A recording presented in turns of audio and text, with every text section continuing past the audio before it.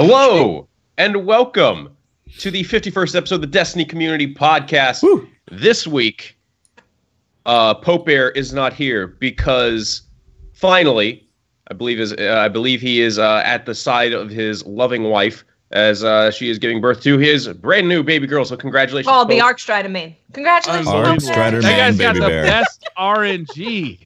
It's already been determined. It's predetermined. Predetermined, yeah. That was a funny podcast. Man. We said his daughter is going to be an Arcstrider because then they. Well, can we call didn't her. use the word We didn't. Arcstrider. Well, that wasn't the choice word. Answer. Yeah, That was pole what answer. it was.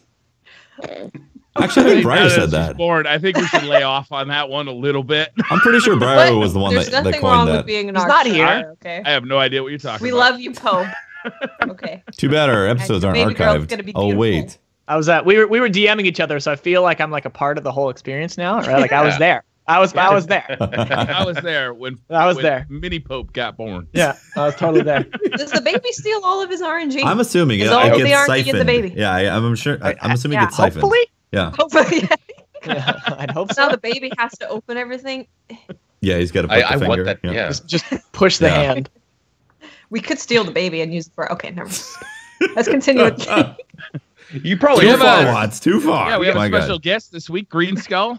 Thank you for coming on. It's great Thanks to for see you. having me. I first was made aware of your videos back in the Destiny 1 days, in the early Destiny 1 days. Oh, interesting. Yeah, Goofing around on Destiny 1. sparrows and having some Yeah. fun. Yeah. What have you been up to in the last 3 years, and what are you doing right now? Living on the street.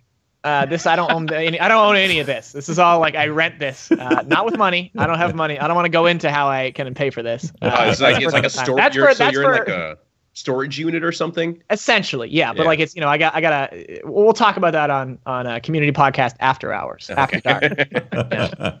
No, otherwise, really, honestly, just been doing the YouTube thing on and off. Been doing some mixer streaming, which has been pretty cool. Nice. Trying to just try new things. Otherwise, just been gaming, a lot of Destiny 2. Been grinding the crap out of that, which has been good. So yeah, gaming. Nice. Games. What drew you to Mixer? What's your story? What drew you to Mixer?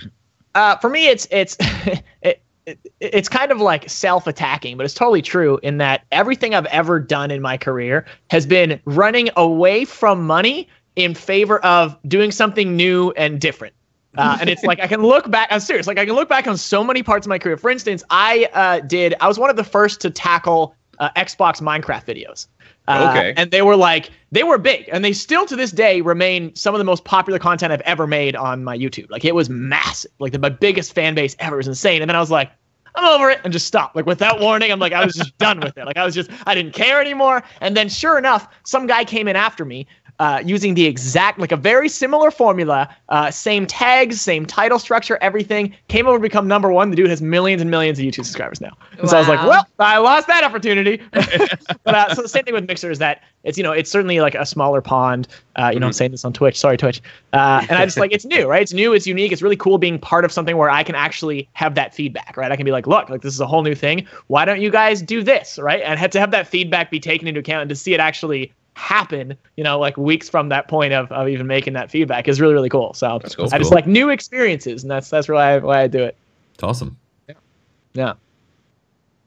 It seems like it's actually working out for you too, because you've been. How long have you been doing like just content creation in general? 10 years, 10 plus years. Yeah. Wow. That's a I've been lot. I've been doing so. I started my YouTube channel in 2007, but I was actually making videos on Halo 2 back before YouTube existed. I was making like glitch videos and like Easter eggs and stuff. I was some of the first to document some stuff. I wish I kept it. Like I had such regrets of like I didn't. I was like, wow, you know what? I only for this super small hard drive I had back in the day, I gotta get some room. I got a new game. When am I ever gonna look at this video again? Right? Just delete, and I'm just like, no, like my first ever creations are all gone. Oh, But that's so it's sad. been a long time. It's kind of weird having done it so long, but I do see. And whenever I meet someone who has done it for like 10 years or whatever, there's this mutual just like, yeah, like you've seen the things I've seen, right? When anybody's freaking out about something happening to YouTube or some influencer thing, I'm like, I have seen it all, right? Like there's nothing can surprise me anymore when it comes to like just that whole content creation and influencing and such. So what's one of the biggest changes you've seen? Like you've been around for so long. Like what's one of the biggest, most kind of crazy honestly, things what comes to my mind is just influencer in general, right? That wasn't a term that existed by any means. I remember when it started being used, and there's still like it's finally kind of being accepted by influencers, right? But there was a big pushback there for a while, a couple years back. It was like, I don't want to be called an influencer, right? Like I'm a YouTuber, I'm a content creator or whatever. But I have noticed it's just, I mean, it's just a saturation in general, right? Like who doesn't stream now? Who is not streaming? Like everybody is streaming. Where back in my day, if it's weird to say that, like I'm young, right? Like back in my day, you're our age. yeah, exactly right. If you had a capture card, your content would be seen by the entire community. Every single internet Halo user would see the videos you created. And that's why everyone's like, oh, remember that like montage or whatever? Because who can make montages, right? Who can even do that? Where now it's just like, I don't know, just like press a button on your controller and you can just make stuff happen, right? So like that Razzle capture card really was doing good work back then. Oh, dude, Dazzle, man. Dazzle. It was awesome back in the day. You had to plug all your cables in, component cables. It was dope. And it was in like 480p and it looked awful. Yeah. Oh, it was good stuff. Yeah, it was good stuff. But yeah, that's the big thing is just that, you know, everyone does it right now. So to be able to even stand out and do something different. So I've become incredibly jaded about the whole thing for a lot of reasons. Absolutely. But, oh, you people have it so easy with your Elgato capture card. Just plug and play. Yeah. But you must have started before money became a thing, right? Before. Yep. So, I mean, that's really when I think YouTube started, I think the same year I started, or just like slightly before I started. So there was, you know, the idea of being a YouTuber did not exist. That was not a thing. It was entirely, you know, like no one even thought that was going to happen. Everyone just made to make things, to create things, to, you know, here's some cool glitch I found, right? Here's this, like, I'm going to make a montage. I'm going to make a machinima, right? Because it was cool to do. And now certainly as it started coming around and people started hearing that. And well, for me, the biggest thing was I moved to Toronto a year ago.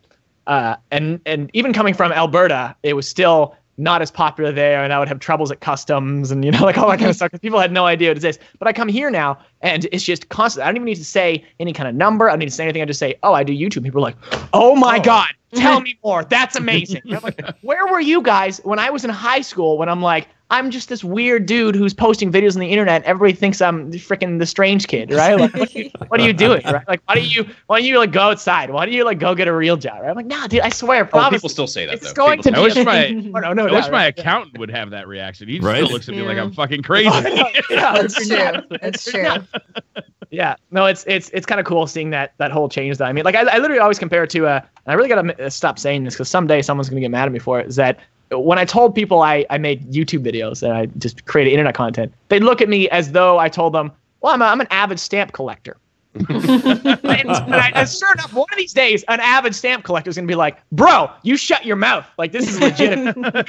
So you're like, I'm so sorry, stamp collectors out there. But it's exactly what, like, it's funny because even my best of friends in early high school, I can't even remember because I'm good with people. Like, it's something I do, right? Like, it's my gift is people. And just, I could see in their eyes, like, you can just, you know what they're thinking. And just not once did I have anybody go like be genuinely interested and have faith in my idea of the whole YouTube thing, internet content creation. It was 100% of the time, like, the most I would get would be like, yeah. You keep dreaming, buddy. You do buddy. That. You'll make it someday, right? Keep working that job at Starbucks. Don't quit that. Exactly, right? So, and then seemingly overnight, it's a thing, right? Everybody knows who PewDiePie is, and so it's kind of crazy. Kids are growing up wanting to be YouTubers. They don't want to be they got like classes for it now. Yeah. There's a class for it? Yeah, there's an actual class for it. Wow. Yo, I should join that class. Where's Me that? too. Can I join? Can I be a professor? That's the only way you're actually going to get paid out of that. no doubt. Right? That's actually frequently the most. I've seen quite a few studies and stuff that said the like most number one stated what you want to do when you're older thing for kids was that like or it used to be whatever it used to be back in the day. I don't even know what it used to be, right? But now it's almost like half the class would be like, I want to be a YouTuber, right? I want to be like, well, on the surface, it sounds like the dream job, right? You sit at home and play video games and talk about it. That's all it's great. That's all it sounds like, right? You just got to deal with all the self-loathing, and it's fine. You actually play less video games as a YouTuber as when you were just a gamer. Yep. Yeah. So people don't see that. You have to stop. You have to stop yourself. You're like, oh, I'm having so much fun. It's like, no, you stop it and go make videos. Well, my clanmates right now are pissed at me because I'm not running raids. I'm not running Nightfalls with. Like, they're legitimately pissed. I'm like, I'm making videos. What are you doing? Like, what are you doing? Put the raid on the table. Come on. What are you doing?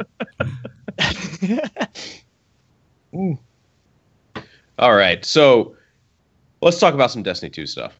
Trials D2. of the Nine, not Trials of Osiris, has finally come out, and we got to play it. And first of all, how many times have you called it Trials of Osiris in the past? Hey, I'm still. That was the first time. I just call it Trials. Same. I just call it Trials. I call it Trials. Can't go wrong.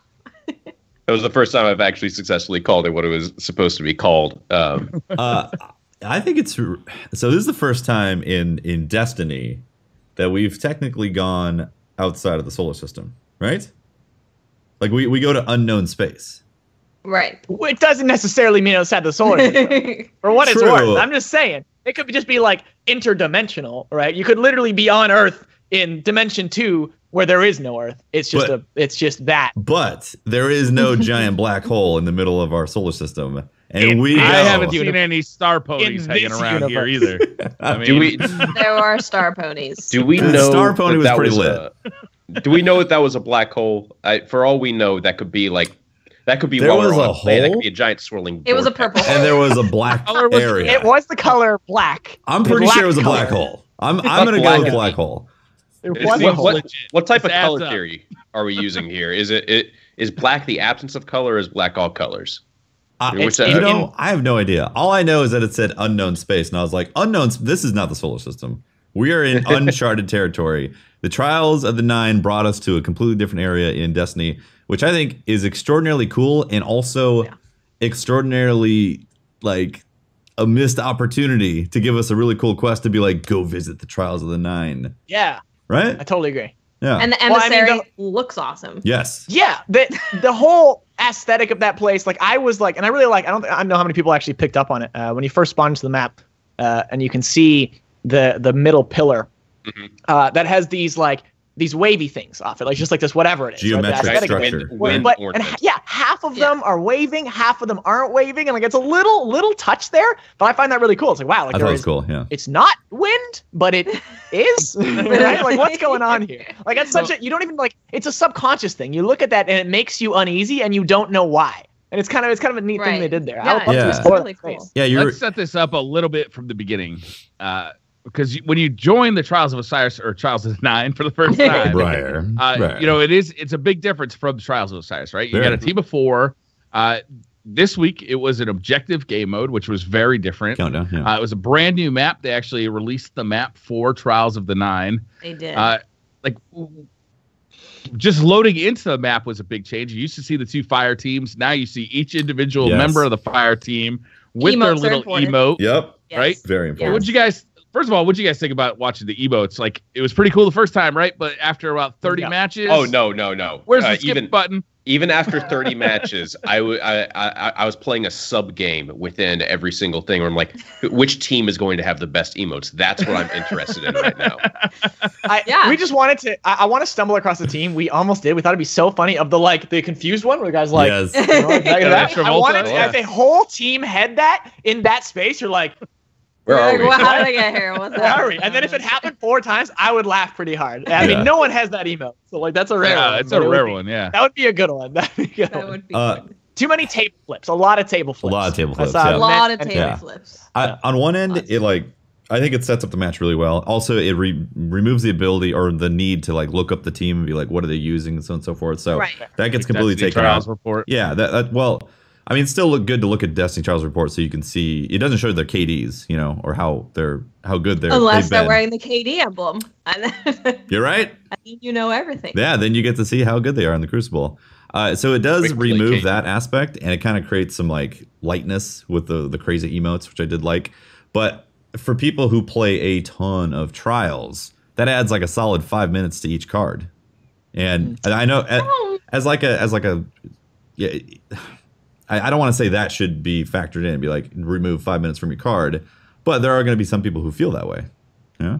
I wouldn't mind a skip button, to be honest with you. You could, yeah, and like. But then what would happen if someone didn't skip, right? Like it's a tricky issue to diagnose. Like how would you solve? Maybe if like that? 5 out of 8 people hit the skip If most button, people choose to skip, that's actually not a bad idea right there. Like if you had or maybe in week 2 we just show the enemy team instead of showing both teams. Yeah, it's an option. Yeah, if everybody at once does the emote, maybe. I'm cool with that because then my team won't know that I left the tractor cannon equipped for like the 5th game in a row. Poke Bear had words about that. Did you boot people and get kills? Oh, I got a boot It was kill. really funny. Yeah, I got a boot kill on a Stormcaller as they were popping their supers. So he popped Stormcaller midair and then splatted against the wall. That's amazing, and that's the only good thing that happened when using it. But that was memorable, though, right? Yes, it was. It was great. I kind of like it though. It's an instant clip button weapon. Oh, it's awesome. Yeah, the tractor cannon's great. But I kind of like the thing just keeping it the way it is, just for the reason of people on my team will change something, and I won't know about it until we're in the game, and then I'll be like, "Pop your golden gun." I'm like, "Oh, it's not on golden gun anymore," and it just gets everyone on the same page. Like everyone knows what everyone's using. No one has to guess. Everyone knows. Like you can't say, "Oh, I didn't know he had a sniper." Because you did. You saw it. You saw me shaking it with my emote. And let's keep in mind, not everyone out there is running like 15 trials cards per day, like grinding a bunch of people through trials. Most people are going to go in and get like one attempt through, maybe go through another. And that's a great piece of information for them to have both as their team. What you can do music. Because you're going to be going in with a team. Why don't you just show you don't have to show each of your team members individually. Why don't you show your whole team emoting, doing something cool, and then the enemy team one by one? That'll still cut off a ton of time. And provide everything, because I don't need to see what my teammates are using. We've already discussed that. Sure. Right? Like you're going in with a team. I need to know what weird thing Patrick's using so I can be prepared. I just hope he doesn't lie to you going in. Oh, I'll do that too. Yeah. Like, I unequipped tractor cannon. Why are you putting grenade launchers? They suck. Jesus. So once you've seen that both teams have Midas equipped and you load into the map, what did you guys actually think about the map? I liked it. I think it was cool. I think visually it looked really cool. It was very different. It was it's like kind of the opposite of Trials of Osiris, right? With Burning Shrine, because that was very warm and sunny, and then you have this cold kind of thing. So I thought that was really cool to have such a contrast in the two arenas that we've played Trials in.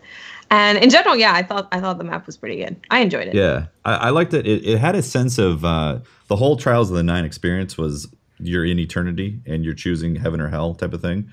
And I felt like that map felt like a place in eternity, like these weird shapes and the sands of time essentially that are there. I thought it was cool. I thought it was a nice touch. I like the simplicity of it more from a gameplay perspective. To have such very, very basic colors, like everything is kind of just white. So I actually watched a stream of someone playing it before I played it myself. And when I first came in, he was actually using a very geometric gun as well. And it kind of looked like he was playing an old school game. Like it didn't, because there weren't high textures and everything, right? Like it's just like a very solid thing. But from a competitive aspect, that's great, right? Because you can really spot your enemies no matter what they're wearing, no matter what they're doing.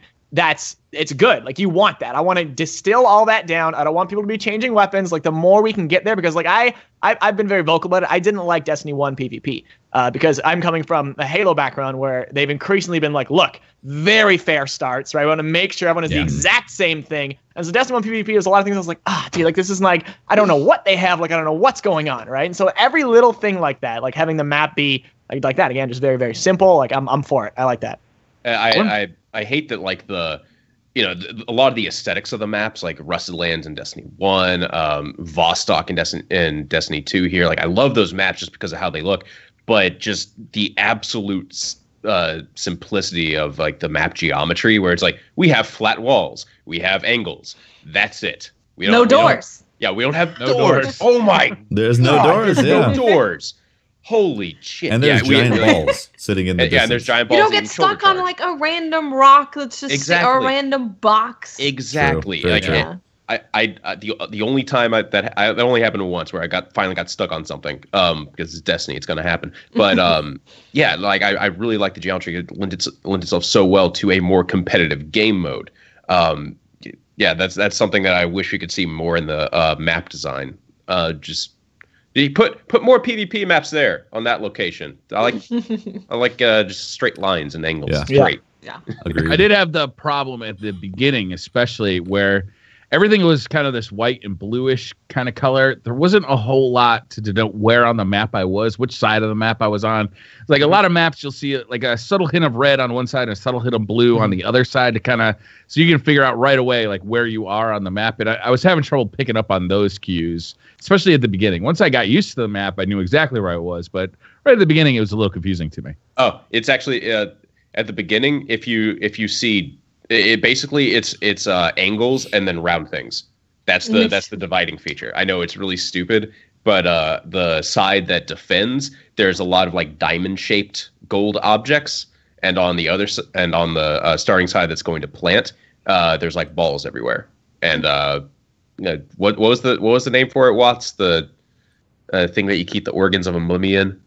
I forgot already. Those like little mini golden eggs everywhere. Yeah, the little mini golden eggs. Those are. If you punch every one of those in a match, you're guaranteed an exotic. Just saying. Yeah. Also, there's like balls floating above in the map. If you hit them all in a certain order, Yes. nothing will happen. Patrick was Bungie will give you recon. You'll get recon armor. Recon armor. I'm pretty sure you get the 7th chest in VOG from doing that. Pretty sure. Okay. Yeah. You haven't tried going back. Yeah. No one's tried. Somebody gotta test that. Have you? You haven't. I have to reinstall it. So everybody was pretty hyped about the map. That's good. What did you guys think about the meta? What did you guys think about the Trials? the use of Mida multi-tool? multi-tool? The map, I will just say the map lent itself very well to scout rifles. And if we're talking about scout rifles, Mida is probably the best scout rifle to use, namely because of the radar thing on it, plus high caliber rounds, which is the thing that I feel like is going to be nerfed. Which And probably Increased movement speed is nothing to. Oh yeah, But also you can easily acquire it from a quest line. Yeah. Right. It's super easy to get. It's also familiar if you played Destiny 1. Everyone knows what that is. They know what it does. They know what it feels like. So I feel like it's not only did the map cater to more long range stuff, but also it's like, oh, hey, there's this thing that's probably my highest light scout rifle. It's probably the thing that I've been using the most in regards to that. It's super easy to get. I know what it is. It's familiar. I get a radar. It gives you everything that you need. Why not use it? So I think I would like to wait a little bit until we're like, nerf Mida. Let's see how next week plays out. For what it's Are worth, people I asking had for a nerf on Mida? I've seen it. Oh, people have been. Oh my God. all Yeah, over it's Twitter. the first week of trials. Yeah, Like, I know. like, Wait a let's- little bit, guys. Why don't we hold back on the nerf talk until like Yeah. week 5? Green, I had no issue with it. I don't have one. I use because I was used to it in the beta. The does not compute. And I remember I crushed with it in the beta. So I was like, you know what? The Let's scout see if this rifle. actually, the scout rifle. Let's see if this holds up. Sure enough, I mean, I pretty consistently was, I was rarely less than second on my team. So I consistently, and just from using that, and a secondary, I used my, the raid SMG, the golden SMG. Okay. Yep. And using both of those, I won. So I won my first try of trials. We went flawless first try. Second time, I went 5 out of 7. I was just trying to carry some guys with me. It's hard which to is pretty carry, good. by the way. It is tricky. It is tricky. I had another good player, but like it was a mixed bag, and we didn't really play together before. So, but I didn't really have too many issues with the Mida. So I'm not on Team Nerf. I think there's still a lot to be figured out. I did notice I never really got crushed with sniper rifles when it comes to heavy. I found personally, I used a rocket that had max blast radius, and it felt OP. It was just a kind of a generic rare rocket launcher, but the max blast, I would just shoot down a hallway and it would kill everybody every time. And it was just like highly recommended if you're going into it. Just blast radius. Don't worry about anything else. If you have a blast radius rocket, it's just it crushed. It was I will say I'm a little disappointed that the Mida was in such heavy use in the first week of trials, but it's not because the Mida is OP. It's because the Mida is 3 years old. Right. And I would like to see a brand new weapon be the meta. You know, we're in Destiny 2. Let's have a Destiny 2 weapon be the meta for trials, not a Destiny 1 weapon. That's disappointing. When we got the Mida mini tool as a reward, because you get it before you get Mida, I was like, oh, that's a nice little callback to Destiny 1. Let me read the perks when paired with Mida multi-tool. Fuck. Well, yeah. I guess it's here too. Mm-hmm. Yeah. A smaller map is definitely going to shift the meta. So, what's this coming week? What is it? Ultra Flame. Ultra Flame. Survival. So it's the one that looks a survival. little bit like With the round point in the middle. Yeah. and the candles everywhere. It's set on Mercury. It's a callback to Burning Shrine, essentially. Burning Shrine. Yeah. What do you guys predict the meta is going to be for that? I don't know. Yeah. I feel like it's going to be the same. I think scout rifles are going to be very good. I think auto rifles are going to be very good. Yep. Do you think Explosives still? Yeah, explosives are very good. Do you think pulse rifles have a place right now? I haven't found one that I love. Like at long range, they feel weaker than scout rifles. Mm-hmm. At closer ranges, they feel weaker than auto rifles. Mm-hmm. So mid range is where They seem to do pretty good on mid range because you can shake camera a little bit when people are rocking either an auto or a scout. But it is pretty difficult to get. Like it seems to be whoever peaks first and gets the first shot. And if they're using Mida with a high caliber or Uriel's gift with high caliber, then it's like good luck. You might as well retreat. You know, your aim gets shook really hard.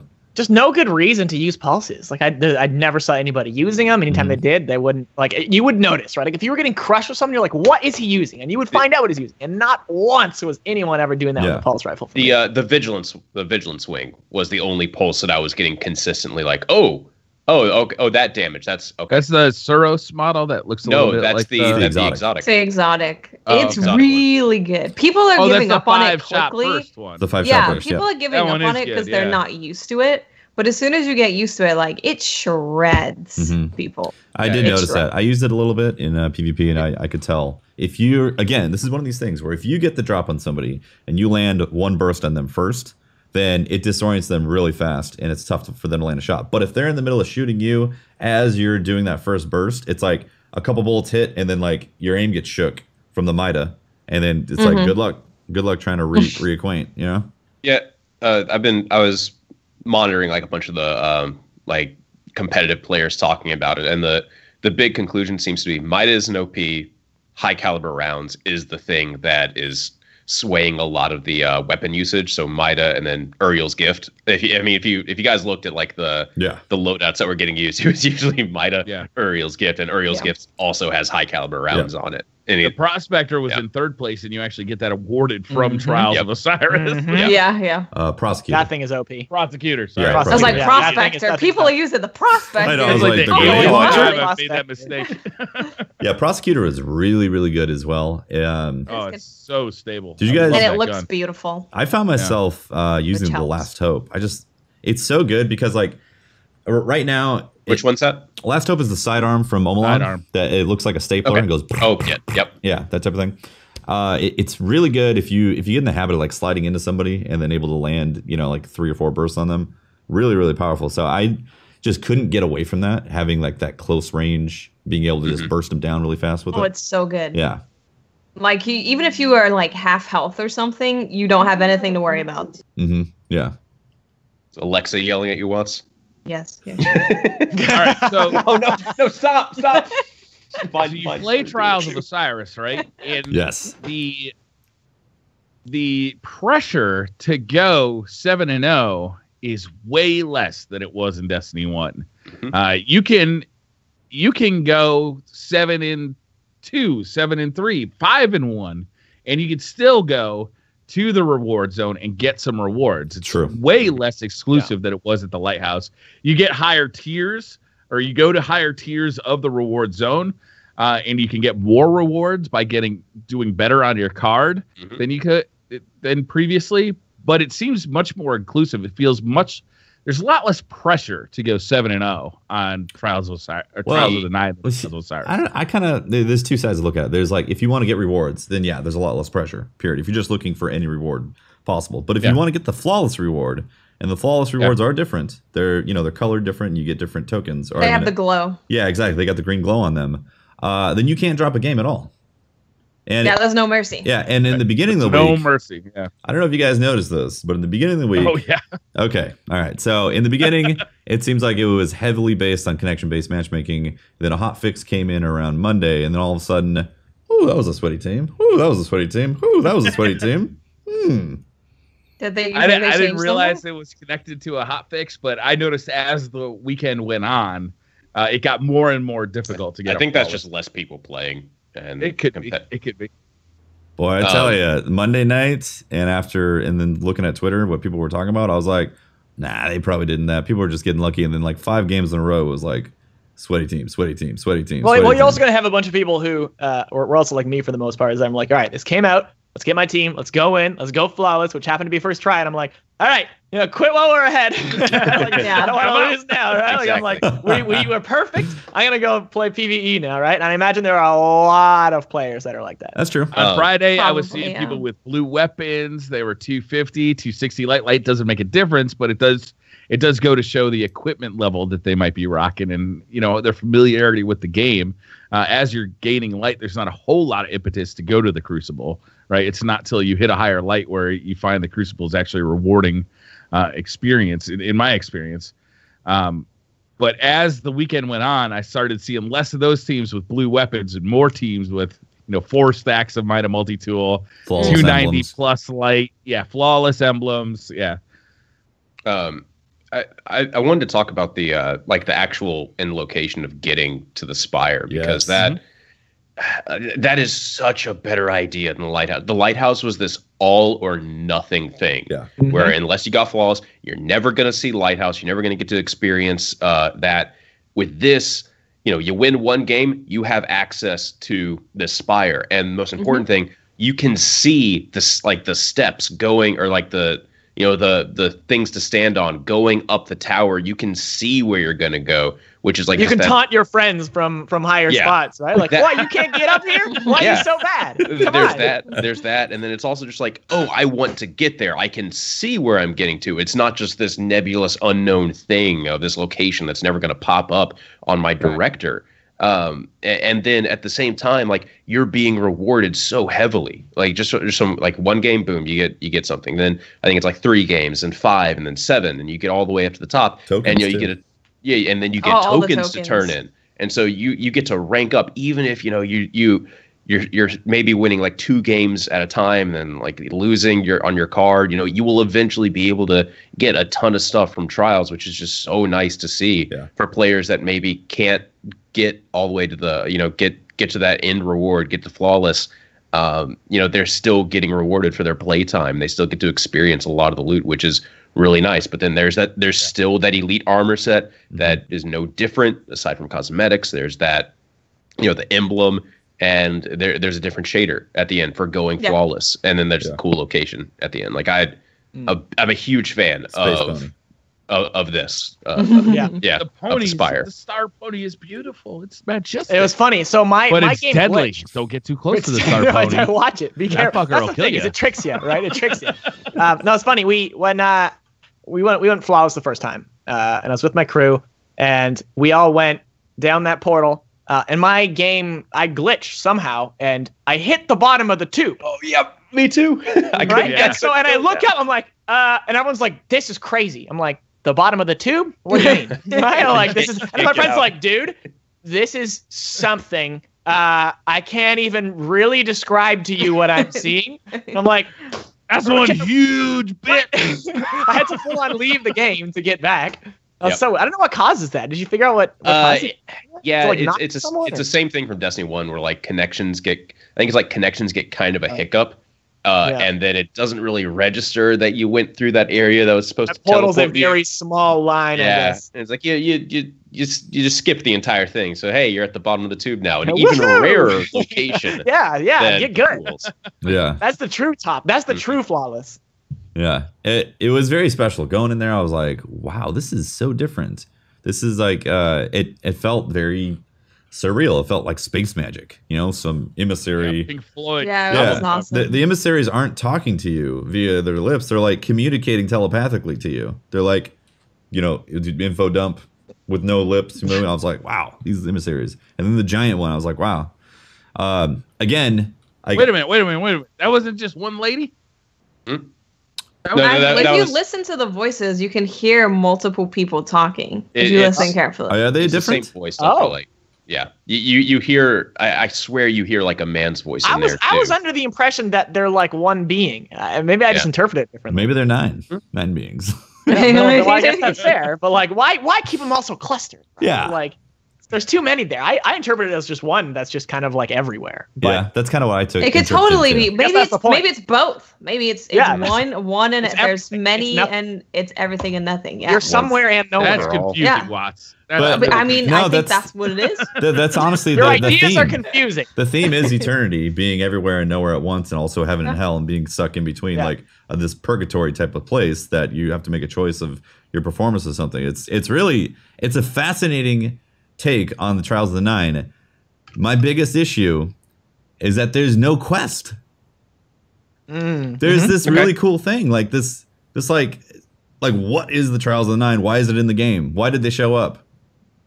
DLC. I'm ready to play it. If you two want to answer that, get all of the trials, armor, and weapons and everything, and use the lore tab on them, and then collect all that info, and then figure out what all it means. And Bife's already done it. Now paging Bife. Now paging And Bife. suddenly I'm not that interested anymore. Like honestly, like they need to put this stuff in the game to make us be like, wow. I went through this, we smacked Gaul in the face. We said, no, the light's ours, not yours, bish. And then we took out the Leviathan. We did the challenge. Or Callus was like, you're cool. You can join us if you want. Here's some goodies. And then the 9 just show up. They're like, you're in heaven and hell. And why did they take the trials from Osiris? Do they know Osiris? Maybe. Are they talking to him? Maybe that's the DLC. Yeah, there you go. But it doesn't answer the question why we suddenly went to unknown space.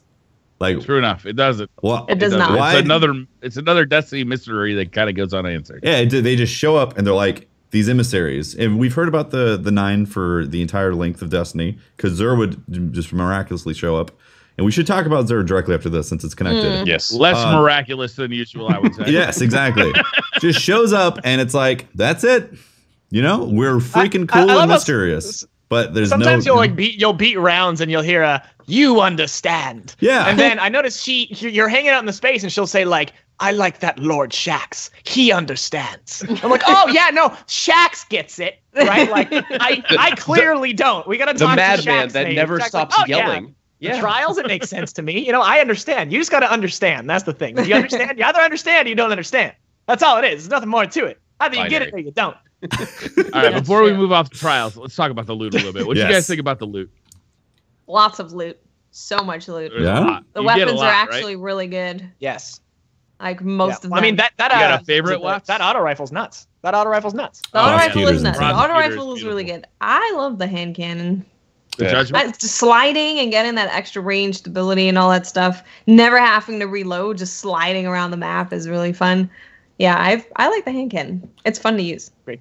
I like it a lot. Well, I was using the old fashioned for a while, and then my friend's like, "Wait, why don't you just like use that?" I bet you one? were. It's like, oh boy, was I ever? No, but I agree the same thing. Like just like those little perks make all the difference for guns like that, right? Like it's because at the end of the day, Destiny 2 does something it does very well. Is a lot of weapons essentially feel the same, and they're essentially gonna take around the same to kill someone. So it's the little perks like that that's like, yeah, okay, that is a weapon worth having. Yeah. I thought the loot was cool. I thought the sniper was interesting. All the design. So visually, Bungie has like outdone themselves, I think, with weapons. And the Trials of the 9 falls in that same category where it's like, this stuff looks cool. Emblems, all that stuff. And the perks are good. Like you said, the weapons are really good. The only problem that I have is that I'm finding that these end game guns don't have like the same type of personality. Pizzazz. Oh, wow. Yeah. Like, there was so when we were first introduced to Destiny, we got the Fatebringer. There was like, oh my god, this thing causes explosions. Oh my god, and it reloads immediately. Like I haven't experienced that except for a few exotics. Exotics have had that kind of personality pizzazz type of thing that's happened. Where I've been like, wow, this is a really cool. Like the coil makes me think this is Destiny 2. Cold Heart also. Graviton Lance. Those things have those things happen. A lot of the armor. Yeah. A lot of the armor, exactly. But then you get to like legendary weapons, and there's a kind of a safe line that I feel is in it with a lot of these weapons, and the same goes for the armor. The armor doesn't really make that much of a difference anymore. It's like No. Legendary armor I is was a just little disappointed cosmetic. by the raid armor and the trials armor that it doesn't have like Something those cool, special. that cool feature that just it's got that extra perk that you can only get from this location, right? It's Especially Yeah. from the raid. Yeah. especially from the raid, Yeah, right? especially for Yeah. Yeah. Now If I have a full set of raid armor, I'd like the Xbox or whatever I'm playing on to just like serve me a drink, right? Like, oh, right on, dude, right? Like I'm a geek. No, player. we're talking. that's an I'm gonna get exotic the raid perk armor. right there. We're talking. Yeah, that's an exotic perk. If I don't have that in Destiny 3, I'm not buying Destiny 3. yeah, That is the best set bonus perk. I've ever heard. Grapes delivered directly out of your console. I would love A that. beer tap pops out. Now we're talking. Yeah. Yeah. It felt like a lot of the armor.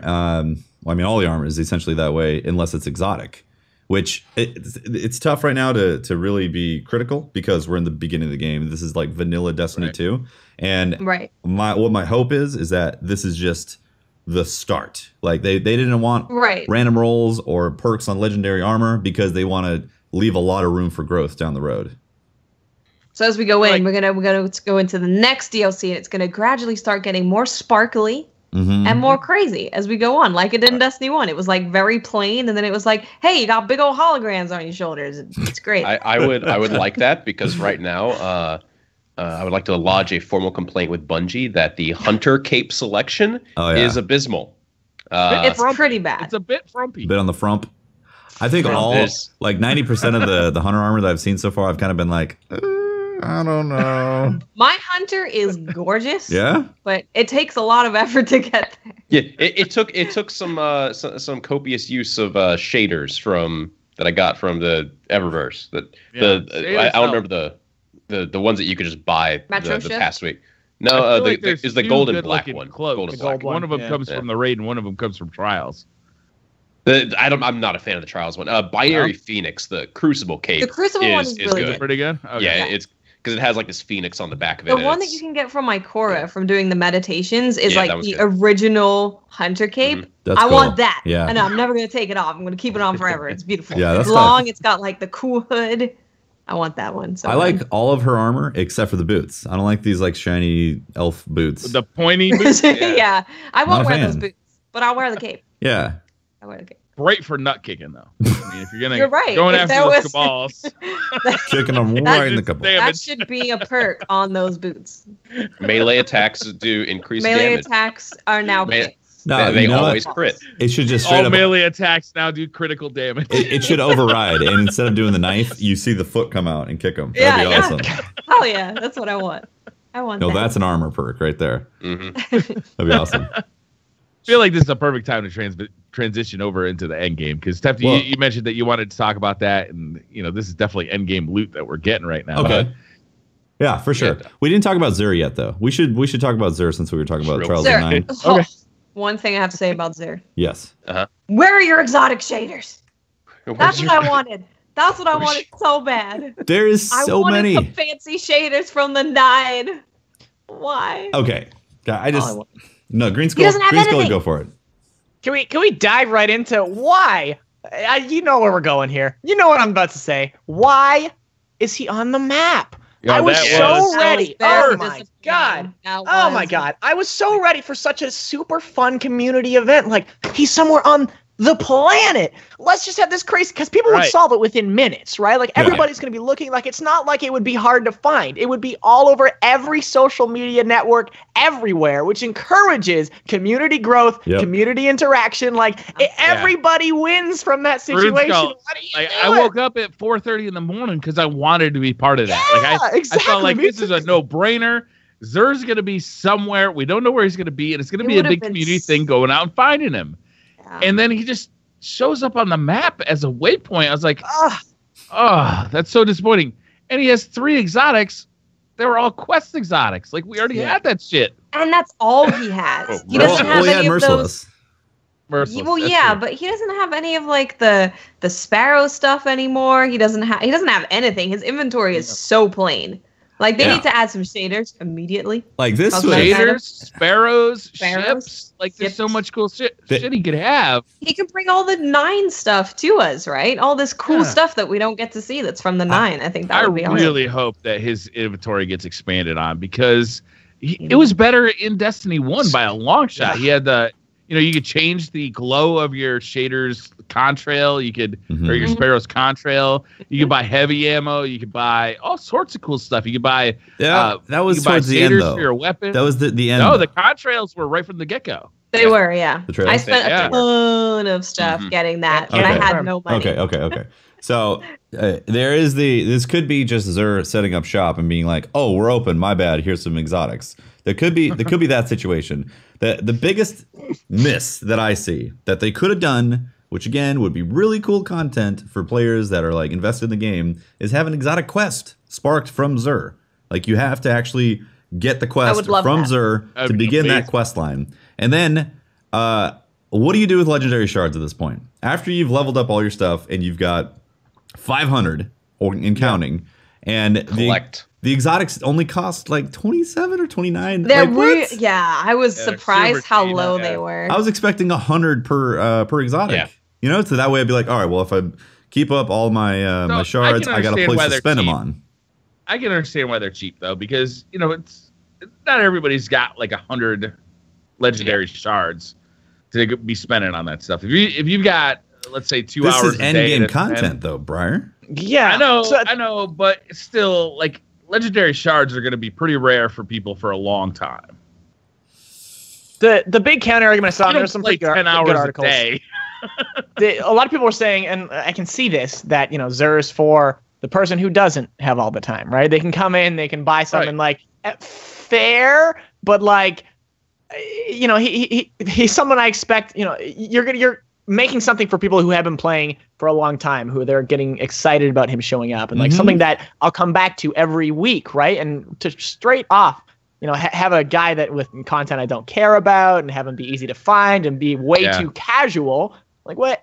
Why would I even care next time? Why do I want to be there minute one? I'm just like, I'll casually stroll into Xur's store and see things I don't like, right? Like, I want him to be more of an end game content and more for players who are investing their time. Yep. Yeah. When this is not only for Xur, by the way, but like when you inspect his menu, and it's like, okay, what do you have? And it's like this one little line of thing. There's so much empty space on it. Yeah. There is. I feel like there's a really missed opportunity for not only him, but it's like every other vendor out there. Like you go to Shack's and it's like you got nothing. Okay. You get the only, like, the gunsmith has a ton of stuff on there. Like that's the only vendor that I feel like you actually have any real interaction with, because of all the mod stuff. Definitely room for them to add stuff to each of the vendors, like over time, right? As DLCs come out, they can have more. They can be quest givers right from there. They can do all sorts of stuff. But Xur, it was so barren, and it was shocking that he was on the map. It was shocking. In a tree. There's such a missed opportunity. I woke up like 30 minutes after Xur came because I really needed to sleep, and then I was like, oh, okay, I'm just gonna log in and then see what's up, and then just immediately boom, Xur on map. I was like, really? Especially where he was too, right? Like if that wasn't on the map, how much fun it would be to find him. Like Xur's in a tree. You cheeky bugger, Xur, hiding out in the tree. Right? You could do something. He's in a tree. Like you could do something subtle, like say, hey. We're getting some weird signals from this planet. And that would be like okay, there you go. I like that. Place. Yeah. But that's just fine. Like it's right there. You don't even have to look for him like you did when he was in the tower. Yeah. Like there's less searching for him. The city. Now. The current city it's massive. Right? The Traveler location. It's huge. Even if he was hidden there, like, oh man, that's gonna take no one's gonna find that right away. Like it's gonna take a few people actually looking, and I was excited about that. So I don't know if they're gonna go back on it, but something tells me they're not gonna fix that. I don't think so. I don't think so. Yeah, showing where he is. Right? I don't think it's a fix. It's an intentional. thing. He's also staying now around till Tuesday. Was that an intentional thing? Yeah, he's now here for 4 days out of the 7 days. So I'm okay with. Yeah. Are we? Yeah. Yeah, I mean, now he's here majority of the time. He's here a majority of the time, but it really did suck when he was basically here for 2 days last time, and there were multiple times where so I would get messages like, "Oh, this guy's finally selling this thing, but I'm gone for Friday and Saturday, and I can't get back early enough Sunday to get it." I think that's a fantastic change to have him stay that long, and if you're going to have him stay that long, maybe you should make it harder to find him. Yeah. Maybe. And then have him sell searching tentacle-themed class items. Class items. Well, shaders. That's what I want. I want tentacle. I want a tentacle theme. I want a tentacle cape. Butt cape. If I don't get that, I'll be unhappy. You watch out, chat. You watch out right now. He could have sold so many things, from shaders to class items to boosts to some sort of. He could have had sparrows. He could have had exotic ships that he sold. Special emotes. You could have looked like you were on meth, like Zer To does. be fair, great. to be fair, he did sell literally the best. Literally the best power weapon. He sold Merciless. Yeah, he sold Merciless. Which is the equivalent of him selling Galahorn week 2, which guess what? It's week 2 of the game, technically, and he sold the thing that's kind of on the power level. I was really tempted to make a video basically quoting like the Galahorn videos that came out in year 1 that said, who would want an exotic power weapon? Totally skip it. Totally skip it. That's great. Yeah. Oh, exotic mods. He could have sold mods. Exotic mods. Mods would be great. Yeah. Yes. Only so have many. Even if it doesn't do anything crazy, it just makes my boots sparkle a little bit. I don't know. Sparkly boots. Please, Bungie. Things I've learned about you today. All right, sparkles and tentacles. Please do 2 things deserve. Hide him, take him off the map, anime. and give him some more. Give him more inventory. Give him some mods. Give him some sparrows. Give him more stuff. Yeah. You guys want to talk about endgame, or you want to talk about the weekly update? Let's get into the endgame a little bit, and then let's talk. Let's talk about the endgame after we get into a specific topic that I like talking about every week. All right, sounds good. How do you guys feel about the endgame now? Now that we've done the raid, we've done trials, we've essentially tasted endgame gear, and we've seen how not having random rolls has affected your desire for when you get something. Like, how do you guys feel about it now? I'm still questioning the system where Luke Smith is like, oh, we're working on something for like, oh, this is what'll it'll do something cool if you get your 8th better devils and, I remember and whatnot. that. Yeah, and I'm like, let's not forget that. We must remember that. He said that, right? Yeah, I really thought there was going to be something else, like something. Legendary shards and gunsmith materials. Yeah, we got guns with materials, legendary shards, Suspend on Zer. Infusing. Like it seems like there's just the investment side of things.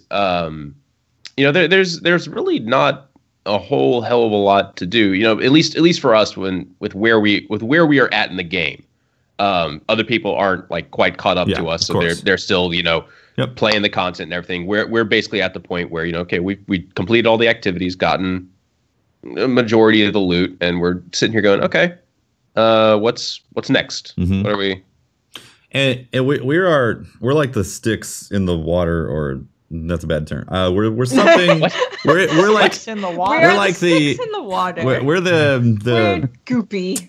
We're like the frontiersmen going out and discovering what it's going to be like in the end game to tell other people. Because if we're experiencing this now with us within the amount of hours, then people who are playing it and going to get to that point in like 2 months. All right, like we're blazing the trail. Yeah, we're trailblazers. Marking the trees. Yeah, we're the sticks in the water, man. You don't need another term. We're the sticks in the water. All right, it's obvious what he means by that. We mark the water down the road for you guys to let you know what it's like. Either you know or you don't know. You got to understand. I understand. So in Destiny 1, the chase for something like an Imago Loop or Eyes Luna was very real. But maybe like in a bad way, it was real because it was. It was a bad way. Yeah, because that was like that was the end game essentially. I mean, is it a bad way? I mean, yes. It could be frustrating. I think it's a bad way.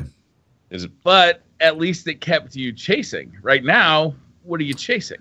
Right. So we got nothing more to chase right now. Yeah. I think that again, this is vanilla Destiny 2. So I don't want to sound like I'm complaining about the game because I've loved the game so far and I've loved the experience I've had in it. But I'm also going to be very honest and realize that the end game content isn't really there at the moment because when you do the raid, again, the gear is the armor itself doesn't really matter that much. You guys, unless you're wearing exotic, the armor itself is just cosmetic essentially with a few tweaks here and there, right? And then the weapons, in my opinion, that are not exotic feel more on the safe side as opposed to, wow, look at this weapon, look at this look at the Fatebringer destroying everything because hand cannons feel good back in D1 or something like that. I think they have to bring in extra stuff down the road that is going to create a chase to do. And if they don't want to do random rolls and weapons anymore, then they have to take this mod system they made and make it really interesting. And they have to give us more things to break down to turn into stuff. The chase is shaders. Don't you want more shaders? I want more shaders for Don't sure. you want more to 100%. pile to your stack of shaders that you don't use because you're afraid of using the shaders? Yeah. I definitely want more shaders, yeah. I think I'm just afraid of shaders because I know where we're at in progression right now, where there's still other stuff to do. So there's other stuff to get. So I don't want to use my shaders quite yet. That's how I feel. Yeah. Yeah. I have 5 billion shaders. The situation that I'm currently at right now isn't really with getting loot. It's more the mod system. The mod system to me is a complete mess. Like that, Bungie, you nail shooting, like having weapons that feel fun to use. They all feel great. Except for Fighting Lion, it's a piece of trash. And then we get to the mod system, and it just feels like there were so many ideas that were there that got like put in and then just not like finished, not built upon. It just, you got like these, like some classes can get 2 of some mods, some can't. Like hunters can get more counterbalance mods and energy. Like it's really weird, and it's not very apparent. You have to go look up spreadsheets and stuff about it. And then the mod inventory system is just it's horrible. You have to. The inventory system is ridiculous. No, it's trash. And then you the organization of it. Like you got like 3 or 4 different types of organizing. None of them are like the ones that you really want to how to organize. Yeah. And so like you have to have basically my inventory is now dedicated to legendary mods, and then I keep all of my blue mods in the bank, and then I take one out once I get 3 of it, then turn it into a legendary mod. Yeah. Like, so you have to ridiculous. That's my and so you much can't, management. And then you can't like take mods out of the bank through dim. You have to go physically do it. Hopefully that gets added to That's dim. your end game. There you Yeah, go. that's the end There's game. your Is end me. game. I'm playing fucking Mod management. Yeah. I'm stacking clams. That's all I'm doing right now. Stacking I love clams. stacking clams. Stacking clams, putting a stick in the water. Yeah, it's. I'm not exactly. like the mod system, and then you're getting these really small benefits too. Like, oh, this increases the charge time of this type of grenade. Well, okay, so if I put that on this, and that means I'm gonna have to get this other like 3 more pairs of gloves to then put arc and solar on there in case I switch subclasses. True. And that feels like not a very and then they're not choice. Represented in the thumbnail. Yeah, so you have to inspect each piece of the gear Yeah. to see what mods on it and what. Yeah. And then we got. I don't know. I just feel like small incremental changes, like adjusting recoil, getting cooldown time. That's not what a mod system can be really interesting. Exactly. I hope they expand on it, Patrick. Like, I'd love to see it really change intrinsically how you play the game. Yes. Right? Like look at the explosive payload perk. That's a really cool perk. What if like mods you could put this kinetic mod on your kinetic weapon and it would give an explosive payload type Extra thing. payload. Not even extra. It was like it would it wouldn't be as good as explosive payload, but it would like okay. What So if you now add your it rounds to your will better do. devils, so Yeah, it's even extra. Yeah, sure. But like there are all these other cool weapon perks that they could maybe add into the mod system to allow us to customize weapons just a little bit more. That could allow us, to search out for more weapons and just imagine if you had a choice between like explosive rounds or dragonfly or better base stability or better range. So you're constantly playing around with that. Okay, I got this hand cannon. I really like it. The base stats are great. Now, do I want it to have more range? Do I want it to have more stability? Do I want to maybe give it a little more aim assist? I don't want to give it. Like what could I do with this? I don't like raw stat things like that because then eventually there will always be a better raw stat thing. I like utility things because that's what made the most interesting weapons in Destiny 1. And what's currently, I think, making those interesting weapons in Destiny 2 are just straight utility modifiers. Like a Risk Runner is a pretty basic SMG, but then once you get that cool utility option going where you take arc damage, now you really see the benefit of the weapon. But if you look at what's getting used in the Crucible, it's stats. Oh no, it absolutely is, and it always will be in the Crucible. This is more for like PvE minded things in my eyes, where the mod system I think can really excel there. Where PvP is always going to be what's the best stat? This is what's where the best thing? this is where the line has to be drawn when it comes to them dropping stuff in the game and making it PvP and PvE useful. Because if we're gonna have a really interesting end game with like a modding system, they're gonna have to break the game. Like it just has to be the case that we have to have these mods that do some crazy stuff that you can't bring into the Crucible. Like they're just not going to be active in the Crucible because we need. Well, they tried to go back to it, right, Tefty? Is they tried to go back to we're going to get rid of all the stuff that broke the Crucible. Like that stuff's just gone now. It's not in the game. Yeah, exactly. And what they've done is they've got weapons that work fine in the Crucible and fine in PvE. But they're not really that exciting for either. Nothing stands out as like a holy crap. This weapon is why you play Destiny 2, right? Except for a few exotics. Some of the exotics are like in that category. I think they got a good foundation. And again, you got to take this as the perspective of Destiny 2 vanilla. You know, Destiny 1 at Rise Iron was very different. So, and not that that's a cop out either, but it's just the way we got to look at it right now. Destiny 2 vanilla has a very basic mod system that at the end of the day is kind of like, well, you get some more benefit here and there, but you don't really care about it that much. They need to expand on it and make some really interesting mods. And they also need to make those mods available from exclusive places. There's something that's missing from this game, and that is exclusive loot. There's no strike reward loot that we chased after in Destiny 1. And a lot of the... Well, that's it. Like, no other place in the game. There's nothing specific. They need to have things happen with... Well, it's even like Crucible weapons, for example, can drop from gunsmith stuff. Exactly, yeah. Have it be Crucible weapons come from Crucible. Vanguard comes from Vanguard. At least make it to where, okay, if I want to get this thing, I have to do that activity. I can't just be like, screw it, I'll do whatever I want and turn it into gunsmith. Like, if you want to get a Lincoln Green, I was thinking, oh, so you have to go to Devrim, you got to farm up EDZ, and then you'll get a Lincoln Green. Yeah. Well, you can actually get it from a regular engram, and you can get it from a gunsmith material. Like, it kind of like is, it's whatever. But one thing that they really need to put in this game that would drive a lot of content is very specific low drop rate gear that only drops from specific named enemies and strikes and all that. So the flashpoint, awesome. the flashpoint shows up, and you know what happens with the flashpoint? There's a dude that there's like a mega shank or a Ala Cool's buddy shows up right now in Titan. And if those guys had like a 0.05% drop chance of something only they drop, you can't get anywhere in the game, people would farm it like crazy. And if they were mods that you could possibly put on multiple things, like that'd be nuts. That would add a lot of content. I definitely fantastic idea. I love that. Yeah, I missed that. I'm doing the strike for this reason, and God, it seems like we're complaining a lot, but no, we seriously love the game. I think constructive criticism. It is. It's constructive. Constructive criticism. Yep. I mean, as much as I hated endlessly grinding strikes in Destiny 1, I still kind of like the option to just load up the strike playlist and go do it and be rewarded for it. But I'm thinking they want to put more people out in the world. You know, make the world feel more alive than just people living in playlists, never really seeing each other. So I can understand why they're kind of. That's what the beauty of Tefty's idea here is, though. If you got this like named enemy that just randomly appears on the European Dead Zone, and he has a 0.5% chance of dropping this really unique weapon or piece of armor, like you're gonna have a community coming together. You could possibly have. What is it? How many people can load into a public area? 14, 16? A lot. You could literally have 16 people just farming this dude every time he pops up. That'd be really fun. Yeah. Yeah.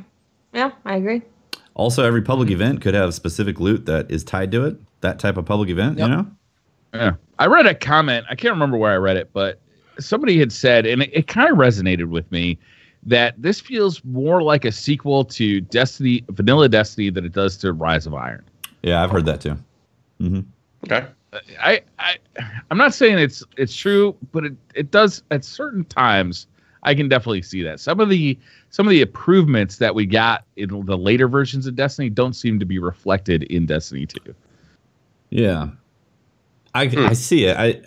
I guess I look at it as like a lifetime of the game, and I don't expect everything that we had in Rise of Iron to be immediately available in this game, because it's got to grow, you know? And that was one of the reasons. And it started development before Rise of Iron did. True. Mm-hmm. Yeah, very true. They're really two branching development paths, I would think. Very true. So, Briar, you're saying a comment really resonated with you. You know what else resonates with me? These wild mics and headphones. No doubt you've noticed them. It's just some of the iconic gear that Blue creates. Blue's award-winning products are the driving force behind professional musicians, internet creators, and countless elite gaming teams and Twitch streamers. Their Yeti USB mic is the internet's most popular microphone, and their MoFi and Lola headphones deliver insane sound and a very personalized fit. Blue offers everything you need to completely immerse yourself in the ultimate gameplay experience. Learn more about Blue at bluemic.com. God damn. And since we're on the topic of promoting certain You're products, a rap god over here. I know. You say this one. You say this ad paragraph are you literally for 2 years. You get pretty good at saying it. So while we're promoting products, I think we should also promote our PC giveaway. Hell yeah! We're going to be doing. If you guys on our Twitter, we have a post on there that goes over everything. On Air PC is building a PC to give away for the Destiny 2 PC release, and that ends on October the 2nd. So you got a little bit of time left to still go there. And one of the things... Follow our Twitter. You got 20 ways to enter. You can literally enter this thing 20 times. The PC is being provided by On Air PC. So it's going to be a really nice PC. We're also got... Patrick, you just got the Razer gear, the Destiny Razer 2 just themed sent Razer gear. Some really sweet Razer gear that I'm going to proudly show off here. We got the Destiny 2 Man-O-War headset from Razer. Very, very. Do they good. Intentionally call that a linear fusion rifle? You think? You know, I think there's a little bit of similarities there. Is there a Death Adder? There is. There is a Death Adder in Destiny 2. Oh my god! As well. It's a sidearm. Is there a Goliathus? Have we seen a Goliathus yet? No. The Goliathus mount? DLC.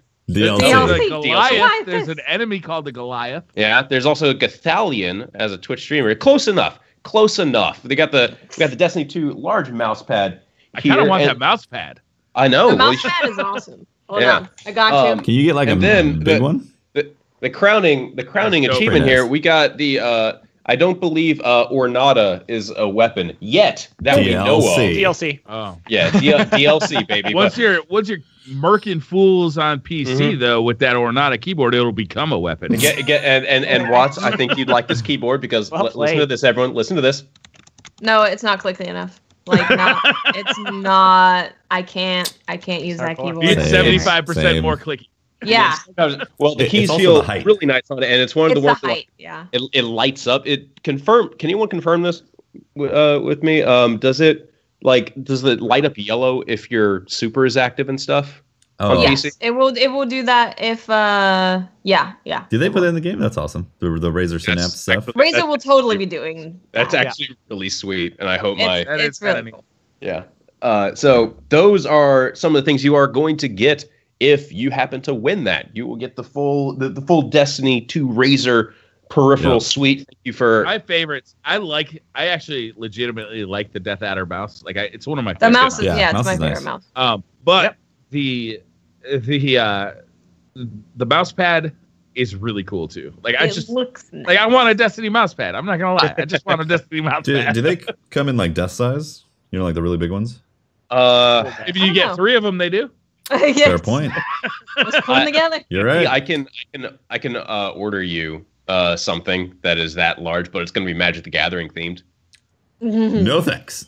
Hard pass. Hard pass. I already got an Asus ROG one. We're good.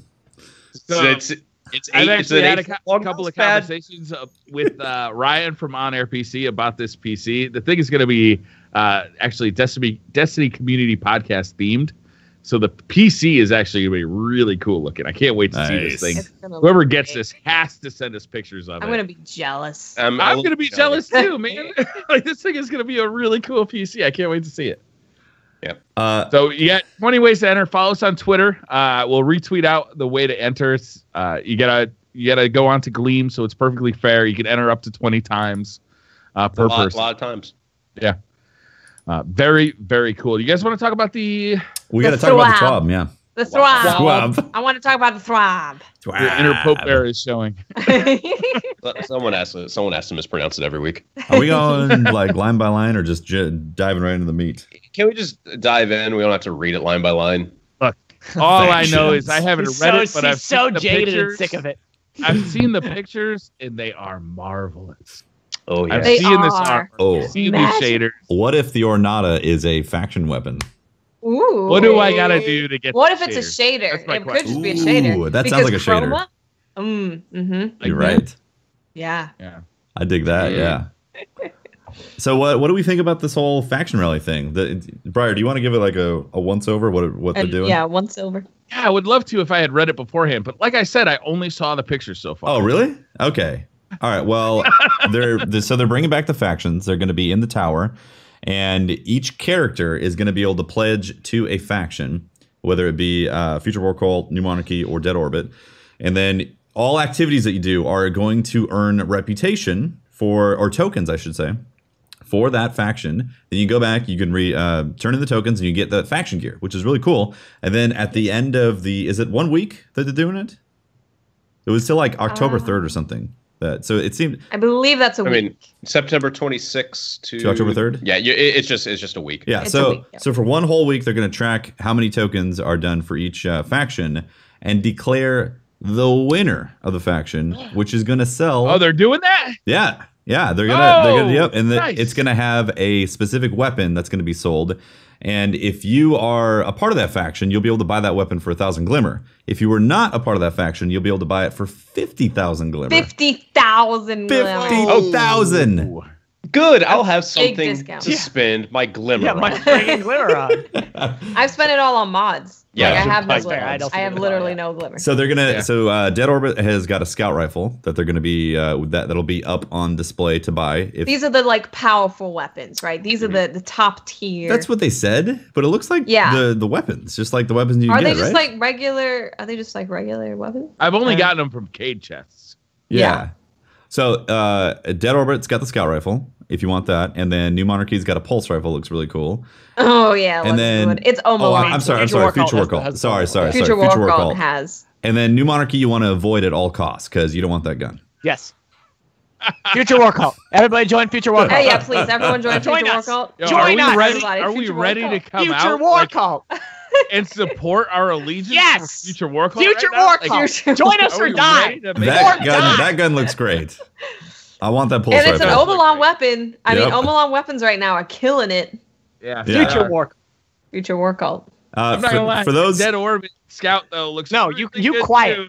Quiet. it does look cool. It does look cool. For You the, want to look like you look like the kid from Willy Wonka with the right, like you're like how do you braces on your so you're like this, right? You got that helmet going? You want that? I really like it though. It's so You want that? It's got a cheek pad. No. Future War Cult has the better weapons. They got that hand cannon that looks like a better devil's. yep. Does They it have a got what silencer looks to on be an it? auto rifle. Does it have a silencer on it?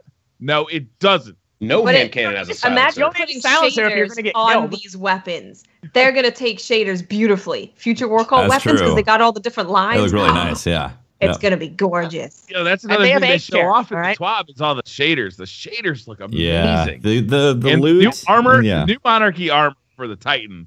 You look like a knight of the Shining Round Table. Like you really do. You look pretty freaking cool. The new I monarchy. still don't like big shoulders, man. I think they look so dumb. Put some different ones on. Put some the warlocks. You have a bond that has a bunch of scrolls tied That's to it. true. That's actually pretty cool. Pretty cool. That is when cool. you need to read, but you also need to be on the go. You don't Yeah. know when's gonna have time to read a scroll. Warlock's so gotta And you- that read, hunter man. cape actually looks like it's not gross looking. Yeah. Yeah. The hunter So- gear for Dead Orbit, honestly, I think it's some of the best looking. It Take looks a- really cool. Let me take a look Yeah. here. I like that I helmet. I Looks don't know. kind of. Zeph. don't like gas masks. I don't like Yeah, the gas. gas mask look is not great. Okay, minus the helmet. It's a pretty good look. All right. It's got too many like bags and things in the front. I'm not a Titan. I don't need to I think carry I'm ready stuff. to throw my weight behind New Monarchy here. I mean, that No! armor looks Listen. fantastic. Do you Look at the shader. Briar, Just look at the shader for Briar. New Monarchy, man. Do you Let me see. like- Look at that? Look at that. Do you like Suro's Monarchy sidearms? shader is awesome. Do you like Suro's sidearms? No. They're garbage. And that's what you're going to get if you pledge towards the new And monarchy. that's going to be your Tefty. 50,000 glimmer, Briar. It Tefty. looks so good. Hey, let's be real here. New Monarchy isn't going to win, but I'm assuming that I'm going to be able to get this auto rifle, this scout rifle, and that's the only two things I care about. I'm going to be able to get these shaders, which I really care about. This cool hunter army, I'll be able to get that. And then you know what? All the people that are all like, yeah, Jet Orbit's the best thing, and then I'll be able to buy it for 50,000 glimmer because I don't care. Because I'll be able to get the things I want to. But I'm going to buy the new Monarchy armor, and then I'm going to put the Future War Cult shader on it. So fuck you. There we go. Everybody calm down. Why do we have to fight? Because it's faction wars. That's what it's designed. And you can pledge your allegiance one per character. So if you have 3 characters, you win. So I put it was Future War obvious, Cult. but I called this as soon as they announced the faction rally. Called it. Future War Call. Join Team Valor. Literally nobody rallied behind you for that. Oh man. I think everyone might end up. I think it's gonna be that funny thing where, like, you know, you vote for that one kid in high school to be class president as a joke, and then everyone had the same idea as you, and then New Monarchy's gonna end up winning. Too real. That's too real in real life right now. That's too real. New Monarchy has those shaders that do. New Monarchy knows what people want, and it's shaders right now. It's true. Shaders. And that red, black, and gold shader looks pretty The crisp. armor looks looks nice. great too. Like, independent of the shaders, the armor looks legit fantastic. Yeah. I just don't want that sidearm. Although I do think that hunter pants have to bulge. But by the way, That's when you know you got some good hunter pants. If you got the bulge going on, that's when you that's know. true. That's true. That's how I choose my lady. By the way, I don't think the other weapons are going to be available depending on which one wins. I think really? they said that it's just that weapon is going to be sold, and if you're not a part of the faction, you can then go buy it for 50,000 if that's the one that wins. That's what it sounds like. Yeah. 1,000 glimmer. Ooh, Where there's is gonna be a the lot of glimmer playing. farm in Destiny 2? That's the video You somebody's pop a got to make. medallion, man. Yeah, Pop Medallion's only 50 bright, Yeah. whatever dust. Trials is actually really good for glimmer. Yeah, Was it? It would. Yeah, it's actually pretty good. By the end of the day of us playing like 2 cards, we were basically glimmer capped again. Wow. It's- You guys want to do some Twitter questions? We got some really good ones this week. Let's move into that. Yes, Yeah, please. Nah. False Guess I know. We're done. says, should we have other mounts, not just sparrows in the vehicle slot? Yes. Horses. Horse. Yes, I I want want a the sparkle sparkle horse. I Sparkle wanna horse. ride A sparkle Sparkle. horse. Zerk could have sold a Pony? sparkle horse. You could Or a have. skateboard. Damn it. I wanted like a hoverboard. Skateboard would be good. Yeah, hoverboard. No, for would be real. I awesome. would spend Luke Smith. I'm so sorry. I'm about to tell you this. I would spend real world money on a hoverboard in Destiny. I'm just throwing that out there. I'm just Are saying we right talking Back to the Future hoverboard or Yes. current technology hoverboard? Where No, it's Back just to the Back to the That's Like, Future. just a hoverboard. floating They got Obviously. wheels. Come on, that would be dope. That I could jump. That I could ollie. I want to be able to physically, like, how much more fun would it be flying around maps with a vehicle that you could actually do even a little hop? Just be able to, like, woo! Right? And just, like, fly. Done. Want it. I'd Almost pay like money it for was that. like, Goodbye. like you're always going downhill on a snowboard. Yeah, like you're just flying. Yeah. The longer you go, too, the faster it goes. It doesn't matter. It's doesn't too intense, matter. man. I can't even have it equipped anymore. It's too intense for me. Eleneki says, I know it's still early in Destiny 2, but I think there's enough. I feel like there's not enough weapons and armor for everything having fixed perks. What does DCP think? Well, we did kind of hash that one through, didn't we? Yeah. We did. We are luckily getting faction armor and weapons, which, you know, adds a little bit more. I think keep in mind in like Destiny, end of Destiny 1, we had so many different events, so much content to go do that there was just so much gear that you could eventually kind of accumulate. In Destiny 1 here, we're kind of starting over. So yeah, there definitely isn't a lot, but we are getting a lot of you have like raid, you have trials for more armor coming in. You have this faction event, which will have more stuff. Iron Banner, supposedly sometime, Iron Banner, October. that'll be more armor. Prestige raid. More armor. Yeah, prestige raid, more armor, and more weapons. So, you know, I think we're kind of at the tip of the iceberg right now. Festival of the Lost. If they show up. See, Yeah, that's the thing though, and that's I kind don't of like what saying if. that's kind of Yeah, what I maybe. want to what I want in the future of Destiny 2 that doesn't require a DLC purchase is for their live team events to bring in new gear that is worth chasing for. You know, they need to add more content that is just straight up chase for this thing for the next couple of weeks. Because it makes it interesting. It makes it interesting. Something to do. Yeah, it makes it interesting for the community to come together and be That's like. That's what I love so much about your idea of having like a boss or a named enemy out on patrol that you could go farm for like a very specific piece. And you can do that on every planet. You can do that on every location, right? Like there's like you can just double down on that, right? Yeah. And like one of those things could become the grasp, right? And like all of a sudden, like, that's what everybody wants, and that would be really fun. Yeah, especially in a public event where 16 players could kind of get together and start doing it. Yeah, and then you see somebody's name actually got it. It pops up, and you're like, I'm going to report this guy for being an asshole. Yeah, for sure. Exactly. For sure. And it's Pope Bear again. Oh, my God. Pope, how could you? That's his third one. One Fox One says, does Bungie need to realize they are holding our hand with the map? Xur's location being marked takes away from the vastness they created. We already talked about this one, I think. And we agree. Yeah. We talked about it. We agree. I still think they're doing it because for the people that don't know about, they don't know about YouTubers that post content. They don't know about, the whole Twitter thing where it gets instantly posted to that. So they're making the game for people that don't look up content for at least like the 90% of it. To go off that again, though, it's maybe I'm old fashioned the idea that back in my day, then back in the old school gaming day, you weren't like looking things online anyway, right? Like I can't imagine someone out there wouldn't even enjoy that experience alone, right? Wouldn't talk to their friends about it, wouldn't, because that's what we had to do, right? You had to be like, yo, did you hear about this secret Pokemon, right? Like that's what you just. That's video games to me, right? Like I love that I don't want to have my hand held. I don't care how casual you are. We were all casual at some point. We all still enjoyed learning things from people from other sources. Yeah. Yep. Yeah, I agree. Ian says, how upset are you that Rahul survived? Very. He's been good to me. No, I'm not that upset an anymore. asshole. Screw Rahul. He likes giving not me anymore. Ahamkara spines Redemption. over and over again. She gives me so many duplicate exotics. I'm like, if I could pay for a DLC to beat him up, I would. Put him in a corner. We didn't get a test range in the tower. Rahul would be a perfect target for a test range. No, that would actually be kind of cool. Yeah. A little test range. Kind of going off that, sorry, I was thinking about a different, Cryptarch. Are we going to go back to the farm? That's a What's the good farm? topic of discussion. Yeah. Yeah. Wait, what? Farm? What farm? Oh, I don't need food. I'm good right now. I got the light. What are we? And inevitably, I imagine we'll be back there, right? So I'm Farm to expecting table engrams. Yeah, I'm expecting engrams you can get. Exactly. I'm expecting the live team events to be focused around the farm. Yeah.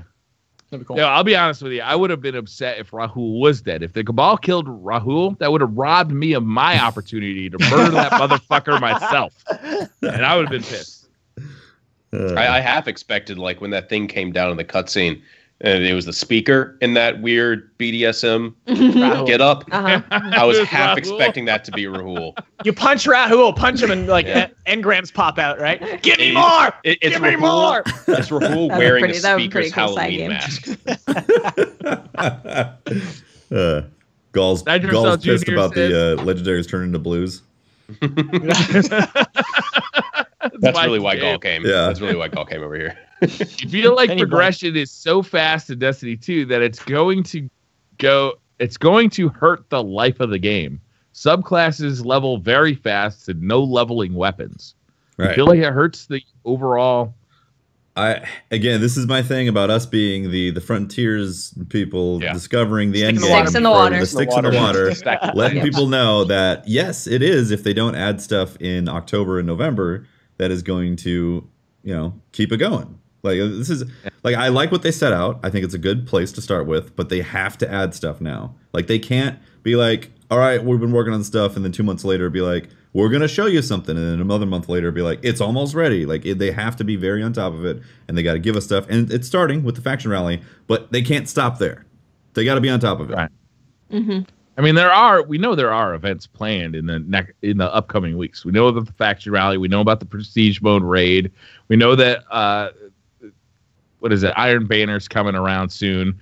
We can assume that some kind of October event, like Festival of the Lost, is coming around. So there, we can make these assumptions, and we know that there are certain things coming. Will that stuff last us all the way through December when the next DLC drops? I certainly hope so.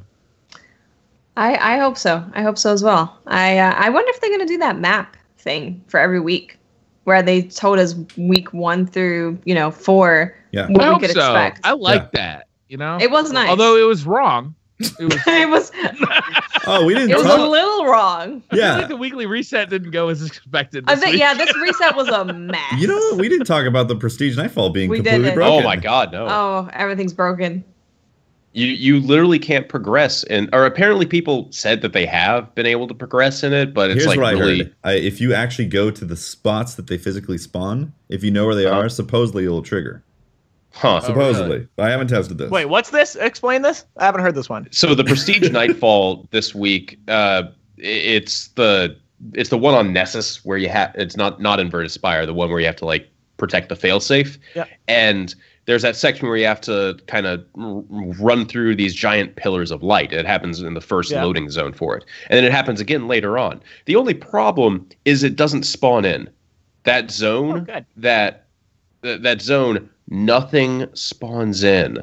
No enemies, no pillars of light. So you're like, oh, is it bugged? Okay, I'll just go on forward. And it says, no, you have to go back to scan the things, and they don't spawn. So you're just like, you literally can't progress in the Prestige Nightfall this week. So apparently what it is, you have to go back to the first area of the pulses and then run back, and apparently they'll spawn then. I had tried that a bunch. Didn't work? We tried walking slowly. We killed everything, walked slowly. Nothing happened. We walked all the way past it, came back. Like crouch walked? Yeah, like you went to the crouch walk. You went to the beginning area where you you walk spawn backwards. Yeah.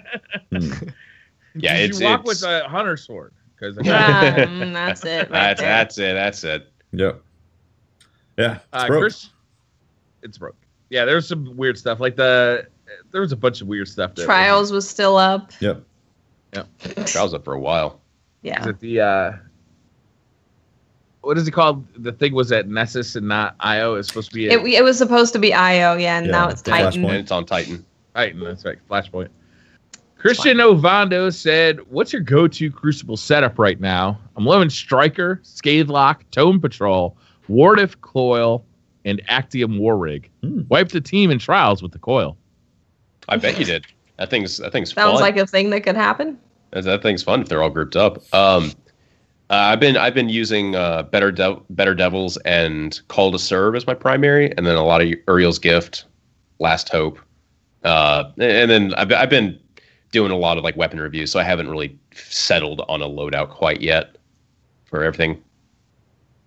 Yeah, I haven't settled either. I really like the Prosecutor. I feel like that is exactly my kind of gun. Mm-hmm. Like, it's super accurate. It rewards me performing at my best. And to be honest with you, when I first got it, I almost felt like I was cheating. Like it was that good. No, it is that good. I was streaming with it, and that's my primary right now. And everyone, even people watching, were like, "Dude, like that's not even fair." Like there were times where like I should not have won. The dude was way too far away, and I was like turning on people. I'm popping off right now. I'm not even trying. It's crazy. Yeah, it's a good one. So for me, it's that as well. I'm using that. That's secondary slot, right? Like that's energy slot. Energy, yeah. Yeah, I'm using that. I'm using old fashioned or the pistol we were talking about before, the hand cannon we were talking about before. Yeah, Judgment. And then my tertiary, I just play around with. Like I just kind of switch it out depending on what I'm doing. I often I still really like the big range rocket. I find it to be. It doesn't matter if it's a rare. It doesn't matter what it is. I highly recommend people just give it a shot if you have one that's like radius one. Yeah, the blast radius. Yeah. That's all you need because you just fight. Like you see a red blip and you shoot in the general direction. And it's just like, well, you got him. Like you're guaranteed a kill. Oh, there was 3 there apparently. Yeah. Oh, convenient. Thanks, guys. For me, I'm using Night Stalker. I love Night Stalker. It's literally the most hilarious thing when you throw a smoke to your right and then you go invisible, go to the left, and someone's just staring at your smoke grenade, thinking that it's you, and you're like, haha, you're dead. It's so funny. It is one of the most fun things to do in Crucible, especially if you're running around with a shotgun or a sword and you're just like, haha, then you go back to being invisible. You should try it with a Rat King, because then you can do double invis. You keep going invis. Wow. It's great. For weapons, I really like the hand cannon from Trials Judgment. It's just super fun. And then I usually use that either with Nurgle or the Prosecutor. I did run hand cannon sidearm. That was fun. Just non-trials. Last Hope. Yeah. Non-trials. Yeah, Last Hope. Last Hope was really Last good. Hope's, yeah. And Last then, Hope's real. I've been using the Balligant shotgun. Yeah, I know which one you're talking about. Yeah. Yeah, it's got a stupid range. It's dumb. Nice. So it's great. Yeah. It's dumb and stupid. Let's see, kinetic. I've been trying to find a good kinetic that I actually really like using in the Crucible, but it's like it depends on the map really, and if it's a long range. Have you checked out Mida Multi-Tool? I was gonna say, I hear it's pretty. If popular. it's Vostok, which I'm not a fan of that map. I don't like that map. But if it is Vostok, I'm like, okay, well, I'm switching to my Mida Multi-Tool. But the Prosecutor, Last Hope, those are really good. Scavelock also is really good for countering Mida Multi-Tool. Nice, yeah, because it's got high caliber rounds as well. Yeah, I'm still kind of experimenting with kinetics and finding out what I like. Oh, the Antiope D, that SMG is insane. It's really good for kinetic. Like it's a Hawk A SMG. Looks like a submachine. It looks like an Uzi in Destiny 2. The Alone is a God sniper. Have you guys had that drop for you yet? Yes, that's the raid sniper, right? Raid sniper, yes. I have not. No, I haven't had that. I never really used it much, other than PvE, but it looks good and it feels nice in my hands. So there's that. So up until now, I have not liked sniping in Destiny 2. I've just felt like you're aiming with like a 2x4 in front of you, being like, you know. This thing feels like a Destiny 1 sniper. It's insane. It's also, I think it zooms really fast too, right? It's just like you're in there. It zooms so fast that I think it might be broken. That they might have not meant to zoom that fast. No, honestly, it is. Yeah. It is that fast. Yeah, it's insane how fast it is. It's also got 6 in the magazine, and if you're using sniper, you know you're going for headshots regardless. It's very snappy. The aim assist feels like really tactile and high, and the range is decent enough in like a PvP setting that it works. And I used it in PvP, and I was like, okay, this is officially the first sniper that I legitimately like in Destiny 2. I've used a lot of them too. Nice. Yeah. You didn't like the trial sniper? It has that Destiny 2 feel. Most of the snipers feel like Destiny 2, except for this one. You use this one, you're like, is this an LDR with snapshot and like ambush scope? Oh my god! Or short gaze. It's insane. I want that. The trial sniper, I did something really stupid. There's like that Hive Knight that spawns on Titan by one of the events, and I realized that you can just like run forward, you can sprint with it to reload around, and then you can turn around real quick, get a shot off, run forward, sprint to reload around, and that was the first like actual thing like kiting. That was the first kiting mechanic that I've ever actually seen in Destiny, because I just kept running in a circle doing that, and then just headshot, keep going, never having to stop to reload, but constantly doing damage. It was nice. It was really nice to actually see that in the game in some way. Yeah. So if you guys get a chance to get Alone as a God, try it out. Don't discount it. It's like I would like that weapon. It sounds fun. I would like some weapons from the raid. That would be fantastic. I love gold. Yeah, that's become my new favorite heavy. If I'm not using a sniper, though, then I'm usually either using Trials, Shoddy, or Retro Futurist from Crucible shotgun. Mm-hmm. Those I like. I've started really exploring the Sentinel, and there's a couple of options that I really like. I really like using the horns that give me like the arm that give me extra shields. I really like the arms that give me like a melee lunge. Like I think those are fantastic. I really like the Crest of Alpha Lupi that every time I pop my shield, it starts recharging my health. And throwing that Sentinel shield one direction, getting a kill over there, and then charging in the other direction, getting a kill over there is super fun. Having that short range and long range super, like I'm really digging. Dude, the melee arms there, those guys are nuts. They're great. I use them just so I feel like I'm playing Destiny 1 melee. Because there's too many times where I'm like, God damn it, right? Like I look like a total idiot. I'm just swinging my arms around. But with those things on, I'm like, wow, I just flew across the map to kill that guy. I'm badass. Yeah, they're good. And then, like I said before, the Prosecutor is absolutely becoming one of my favorite guns in the game. Kinetic weapons, like I haven't really found a gun I love. The Mida multi-tool is definitely there, but I'm resistant because it's a gun I've been using for 3 years. I just don't want to play with it. Like I've been playing with it for 3 years. I want to play with the new fun. It's a fallback. Yeah. And then with power weapons, like I really feel like I'm up in the air. Rockets are fun. The high blast radius, high velocity rockets are very fun to use, especially in trials. I'm really excited about fusions still because took so long. There was such a long period of time where fusions just sucked so bad, and like they're one of the most unique weapons in Destiny. So it's really fun to have those as a really fun weapon to use. Yeah. I'm glad your camera worked out there. I thought I had like glaucoma for a second. Hey, Logitech, if I put a setting on the camera, like, I don't know, turning off autofocus, I would like that to stay every single time, not just reset when I restart my computer. No, it just resets everything. Just why not? Everything. Most basic thing that you want a program to do, remember the settings. Or how about remember the color? The color's also great. You get the perfect color, and then you're like, welcome to the Logitech webcam podcast. Today we air our grievances and provide constructive criticism. Logitech C920, most popular webcam out there, and then quickly, and then everyone has stories about it. We're real sticks in the water when it comes to Logitech webcam. You can't say that on stream.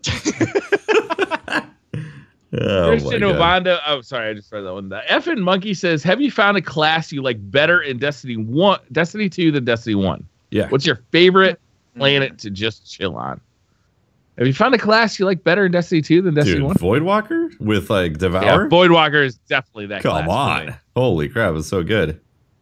Nessus would be I like my planet. everything about it too. Blink is better. I like the grenades better. I like everything about it. You know, you're hurting. You're like, oh, I'm feeling kind of peckish. Gobble a nade, back to red. You know, boom, ready to go.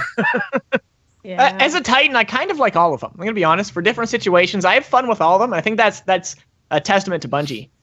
And what they've made with Destiny 2 is that, like, you know what? Like, I'll switch it up and be like, should I switch this? Maybe I won't be as good. And I'm like, you know what? No, I pretty much got the same amount of kills. Like, I still felt it was a fun time using. They all feel different. And I think that's my answer is. You know what's weird, Greenskull? You know. I felt like the Defender was like the go-to class for PvE. Yeah, same. But it was boring. I much prefer to be a Sentinel. Like, it's much more fun to be a Sentinel than it ever was to be a Defender. Defender was, like, you were happy to have 3 Defenders in your raid, but it was kind of boring. Yeah, fair. No, you're totally right. Thanks for watching that door. You're getting paid by the hour, by the way. All right. So with Night Stalker, I don't know if I can say I like it better than it was in D1, but I love that they've kind of real dialed in on what a Night Stalker is. They are there to manipulate you, confuse you, and generally just be this annoyance to you. And they've real dialed in with that, with smoke being on the radar, the invisibility, like all of that stuff. They've made them be this slippery, manipulative class. And I really like that they took it there. Would you say you relate in real life?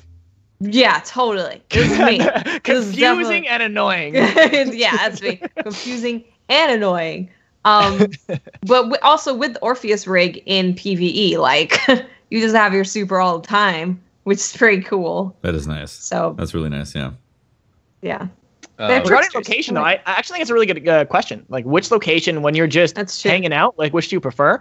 So actually, I have an answer to that question because I think of, I almost don't like Titan. I think it's a neat idea, but I find there's not enough to explore, right? Like, it feels kind of small, and the areas that are the coolest, there's nothing going on in, right? Like, you have to, like, those are mission areas, and I find they're gorgeous, and I'm like, I'm never going to be there again, right? Unless I'm doing a strike. So I honestly, I think I like Earth the most. I have a lot of fun hanging out on Earth. That'd be my answer. That's my most, like, I don't really want to do anything. I just want to hang out. I just want to, like, run some public events. I'm going to run Earth. That's my answer. I think for me, it's IO. You know, ever since I did that mission where you're right at the top of that thing and you jump down, I was like, this planet's really cool. It is really cool. Like, there has some really cool things that you can jump up and jump down, and it's really pretty there too. Yeah, it's. I always get IO and Nessus mixed up. Which one is the one with the IO is AI? yellow. I'm the same. IO is yellow. IO has Nessus Taken is on it. orange and red. Yeah, I don't like the one with the Taken. Yeah. I wouldn't have a problem with IO if we didn't have the Taken King expansion and basically have the only enemies that we faced be Taken for an entire year, and then all the public locations have Taken spawning in on them. So when I got there and I saw Taken coming, I'm like, spending as little time here as possible. Done. The Taken aren't annoying in Destiny. Yeah, they're not as bad in Destiny 2. Yeah, there's still captains that throw those ball things but they at don't me. spam them like they did Look, in Destiny 1. It's the equivalent of getting hit by Thorn in Destiny 1, even when it was fully nerfed. It's like, I spent enough time having that done to me doing Black Spindle runs that if I hear that thing and I see that thing coming towards me, I'm like, I instant rage. Just, I'm done. If we could get rid of the Taken, IO would be... We're good. Oh, it'd be fantastic. That'd be awesome. You know, I like the place. I just don't like the people. Like, I'm not about the people there. Also, Asher Mir is kind of a prick. Like LA. Asher is a super duper. It's like, hey, Asher, what you eating? Irrelevant. Fuck you. He has personality. Is that personality or is that lack of personality? He has personality. He really he's focused on his work. You know. We're there disrupting his hard work. Yeah. And him standing there reading his stupid book by the little pools of whatever the hell that is on IO. Yep, he's working hard. I will say that strike is badass. The Pyramidian, whatever it is. Yeah, it's awesome. So cool. Also, the Shrieker strike. Both the planets have some amazing strikes on them. Shrieker strike. Oh, okay. From on Titan. Titan. Yeah, Titan strike with the Shrieker. I was like, whoa, this is badass. And then same thing with the Pyramidian. You know what I just realized in this conversation, and this is interesting. I have actually probably run 2 strikes. Yep. And yet I'm like 299. Yeah. It was just never necessary because you're describing one. I'm like, wait a minute. I'm not even entirely sure I have done that strike, and yet I feel like I've done everything, right? Like, and I'm like maxing out. So that's interesting. It's an amazing surprise when you get to run it because there is no reason to really go in unless you need to unlock the Nightfall. Like, that is the reason to do strikes right now. Is unlock the Nightfall if you haven't done it yet. And then when you're done, you're like, okay, I'm gonna go run public events, heroics. Like, why else would I do that unless I want to get raid? Yeah, unless I want to get something specific. They definitely have to add an incentive over there on the strike playlist. Yeah, that is one thing that we should have brought up on endgame stuff. There is a absence of heroic strikes in the game, which I don't think is like just whoops, we forgot. I think it's just they're waiting to put it in. They're gonna put in heroic strikes when it's ready for the population. Yeah, at least I hope. Matt Monkey says, what is one thing you want added or modified to the game? Mine is to pick strikes and story missions anytime. Can I only play control? That'd be fantastic. I would love to not have to play. What is it? Picking up the stupid crest. Supremacy. I don't like it. Even if I'm okay, I will be less unreasonable. If we could just make control appear more frequently than the other two, that would be great. You know what would be super cool, Watts, is if like you could select exactly what kind of game mode you wanted to play. Imagine that world. Imagine a world where every time Supremacy came up, I didn't just fucking abandon my team because I don't want to play Supremacy. You're an absolute mad lad. You're a mad lad for suggesting it. I honestly, adding on to that, I would say, so in the beta, I had so much fun and had so much good to say about Countdown. I think it's a very fun mode for someone more competitive like me. Like, that's the mode that like I really like it. And unfortunately, I don't like survival because I feel survival, like there's nothing necessarily special about it to me. I feel like it's essentially just deathmatch. Like, oh, but you have lives. Yeah, but you have enough lives that it doesn't matter, right? Like, it's just exactly like I would rather only play Countdown, right? Like, that's where that feels different. That feels competitive. Where survival's just like I'm just playing deathmatch. I'm scared about Trials of Cyrus. It's gonna take a while. Like a long time. Unless you're just stomping people. Yeah. That game mode takes a solid 20 minutes to get through. Yeah, when I was unlocking Call to Arms, we had a couple matches like that where it was just wow. The camp strats and then trying to get a pick and then push. Can we get like a best of 5 here? Because best of 8? It's first of 4. It's first of 4. So best of 7. Oh, yeah. No, is it 4? Yeah. It feels like it so takes long. forever. Yeah, it takes long. They need to cut the lives in half or something. Agreed. Dave Mullen says, is armor in Destiny 2 disappointing? It's cool we can mod armor we like, but Destiny 1 had 2 to 3 perks per armor. I will say that hunter armor is pretty disappointing. Not the aesthetics for the most part are I don't know. A lot of the armor is kind of forgettable to me, aside from the exotics. The exotics are out of the park for hunters, but the stats for hunters, I don't need that much mobility. Yes, you do. Like but the strafes. Counterpoint. Yes. Oh, the 5% extra possibility increase on my strafe. That's really only noticeable. True endgame, man. Over walking like 30 meters is when you'd actually see the difference. Otherwise, that strafe game, it doesn't matter.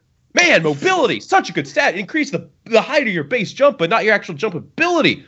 Holy shit. Can everything stop making me jump higher as well, please? Yeah, because I'd actually get myself killed because I'm jumping too high. Thank you. Stompies improves your jump. Making me jump higher is an improvement, sir. That's actually killing me. I'm jumping for distance. What if distance? Imagine this. Imagine if there was an exotic that made you jump forward faster. Oh, imagine now we're talking. That you didn't want it because you got sick of using it in Destiny 1. Yeah, I know, right? Oh, I'm just over here. I'm just over here going, this mobility Imagine stat, that you got exactly what you asked for, and now you're pissed about it. Yeah. You know what? Actually, there are other options for a hunter that you would have to choose. Like, do you want the Orpheus rig to constantly have your super? Do you want Celestial Nighthawk to do crazy damage in the raid? Like, do you want Foe Tracer, which is super good? There's actually, there's more choices for hunters this time around. So for exotics are all. Yes, for exotics. When it comes to actual legendary armor, the game is very bland in that area. And I gotta admit and agree 100% that I can agree. Yeah, it's cosmetics with a few minor stats. I didn't think the game could actually make the stats not, be less irrelevant than it was in the end of Destiny 1. But they did. And I'm like, wow, okay, that's crazy. Here we are. You don't need that much mobility. I'm just over here. I'm just trying to get as least possible. We understood. I played my Titan, and it's like, oh, I literally have 0. This is such a fantastic feeling. Ringo the Gun says, do you listen to other Destiny podcasts, and which one is your favorite? I hate to be that guy, but I actually don't really watch a lot of Destiny content unless it's like a topic that I don't really know about. Like Dado's video on mods going over that was really great. Fallout, I think he's getting ready to or put out a video going over all the stats, like recovery, resilience, and mobility, going in depth into it. I'll watch stuff like that, but podcasts, hearing other people discuss it, I get enough of that with you guys, and then chat as I'm streaming. Too much even. Yeah. I don't need to hear other people rant because I hate myself enough for doing it. So. Yeah, I'm the same when it comes to like YouTube, right? Like the amount of times people ask me that same question, right? Like, what YouTubers do you watch? Like, what do you watch? I'm like, I don't have time. I gotta do my own stuff. YouTube, but it's usually stuff completely unrelated to Destiny. Yeah, exactly. Yeah. Like PC builds, like guy like learning how to use a flying wing that looks like a parachute, like all sorts of weird shit. But I do listen to 2 Destiny related podcasts that I really like. One is the RezoCast, which.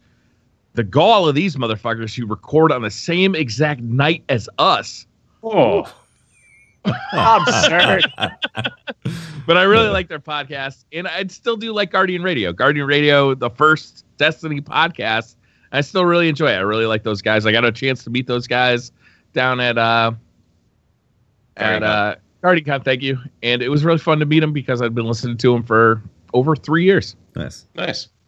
I'm in the same boat as Pat and Greenskull. It's like I stream like 8, sometimes 10 hours a day, and at the end of that stream, I'm not really looking to like listen to a podcast or I want to like watch a show that's gonna make me laugh over stupid things that aren't in my world at the moment, Go watch Funhouse or something. Just like they're not doing Destiny, they're just playing stupid games, and I'm able to just disconnect from this thing. Right now, though, my job. Every podcast is a Destiny podcast. Like if you're covering video games right now, everybody's talking about Destiny. It's true. It's actually been really cool seeing it pop up on shows that I watch, and I'm like, oh hey, you're talking about Destiny. Yeah. Yeah, cool. It's awesome.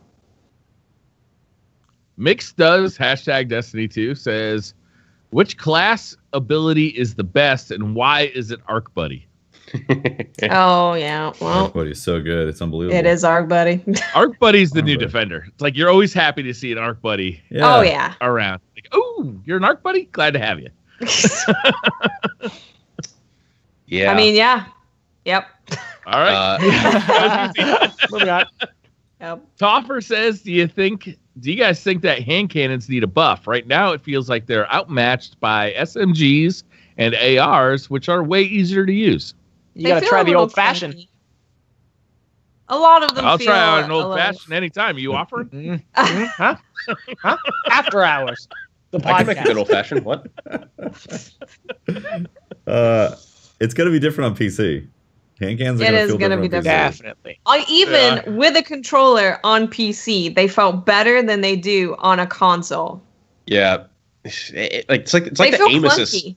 The aim assist Well, falls off so It's suddenly. recoil, right? So Yeah. like they're getting rid of You're all right. that stuff, and yeah, you're gonna have a very, very different experience on PC as a whole, no matter what you're playing on. Yeah. There's no good reason to use a hand cannon for me. I don't have a Better Devils, so like putting that out there. So Better like the- Devils is like the one exception for me. Yeah, the It's best hand so good. cannon, by everybody's opinion, I don't have. But of all the ones I've used, there's no real reason to use it. The time to kill, if you hit every shot, is slower than every other weapon in the game, aside from the 180 round per minute scout rifles in the Crucible. And there's RNG based on where your bullets go. So if you miss one shot, your time to kill is way out there. So there's just no reason to use one. Yeah. But they sound amazing and they feel good. when they hit. Which is, They I don't think that's feel good when they don't hit, though. True. I was watching Tefty. I was watching your stream the other night, and there was an AFK player standing. It was a pretty good distance, but you stopped and you took 3 shots at that guy, and I saw your reticle was on that dude's head, and he was AFK. He was not moving, and you're like, pop, pop, pop, and none of those fucking bullets hit. None of them. I was like, oh, look at that. RNG bullets. Yeah, Okay. you just moved on. You didn't even say a word about it. You just moved on. But I was like, man, I wish I had clipped that clip because that was ridiculous. I've had some stuff happen like that, and I've just been like, oh, well, this is Destiny. What are you going to do? Yeah. I did a hand cannon review on the old fashioned today, and You kept a straight face during it? I did. Well, it was harder to keep it, so only Okay. so straight face. Oh, that's not much. And like one of the things I was saying was that it just feels like RNG. Like the bullets just kind of go whizzing by. And somebody said in the comments, like, why don't you show that in the video? I'm like, the whole video's showing that. Anyway. Darth Gabri says, what's your favorite and least favorite public event in Destiny 2? Ooh. My favorite is the Least, Glimmer. I got a least. I love how you steal the Glimmer. That's funny. It's kind I of neat. hate the one where you have to shoot the vents on Yes! the thing.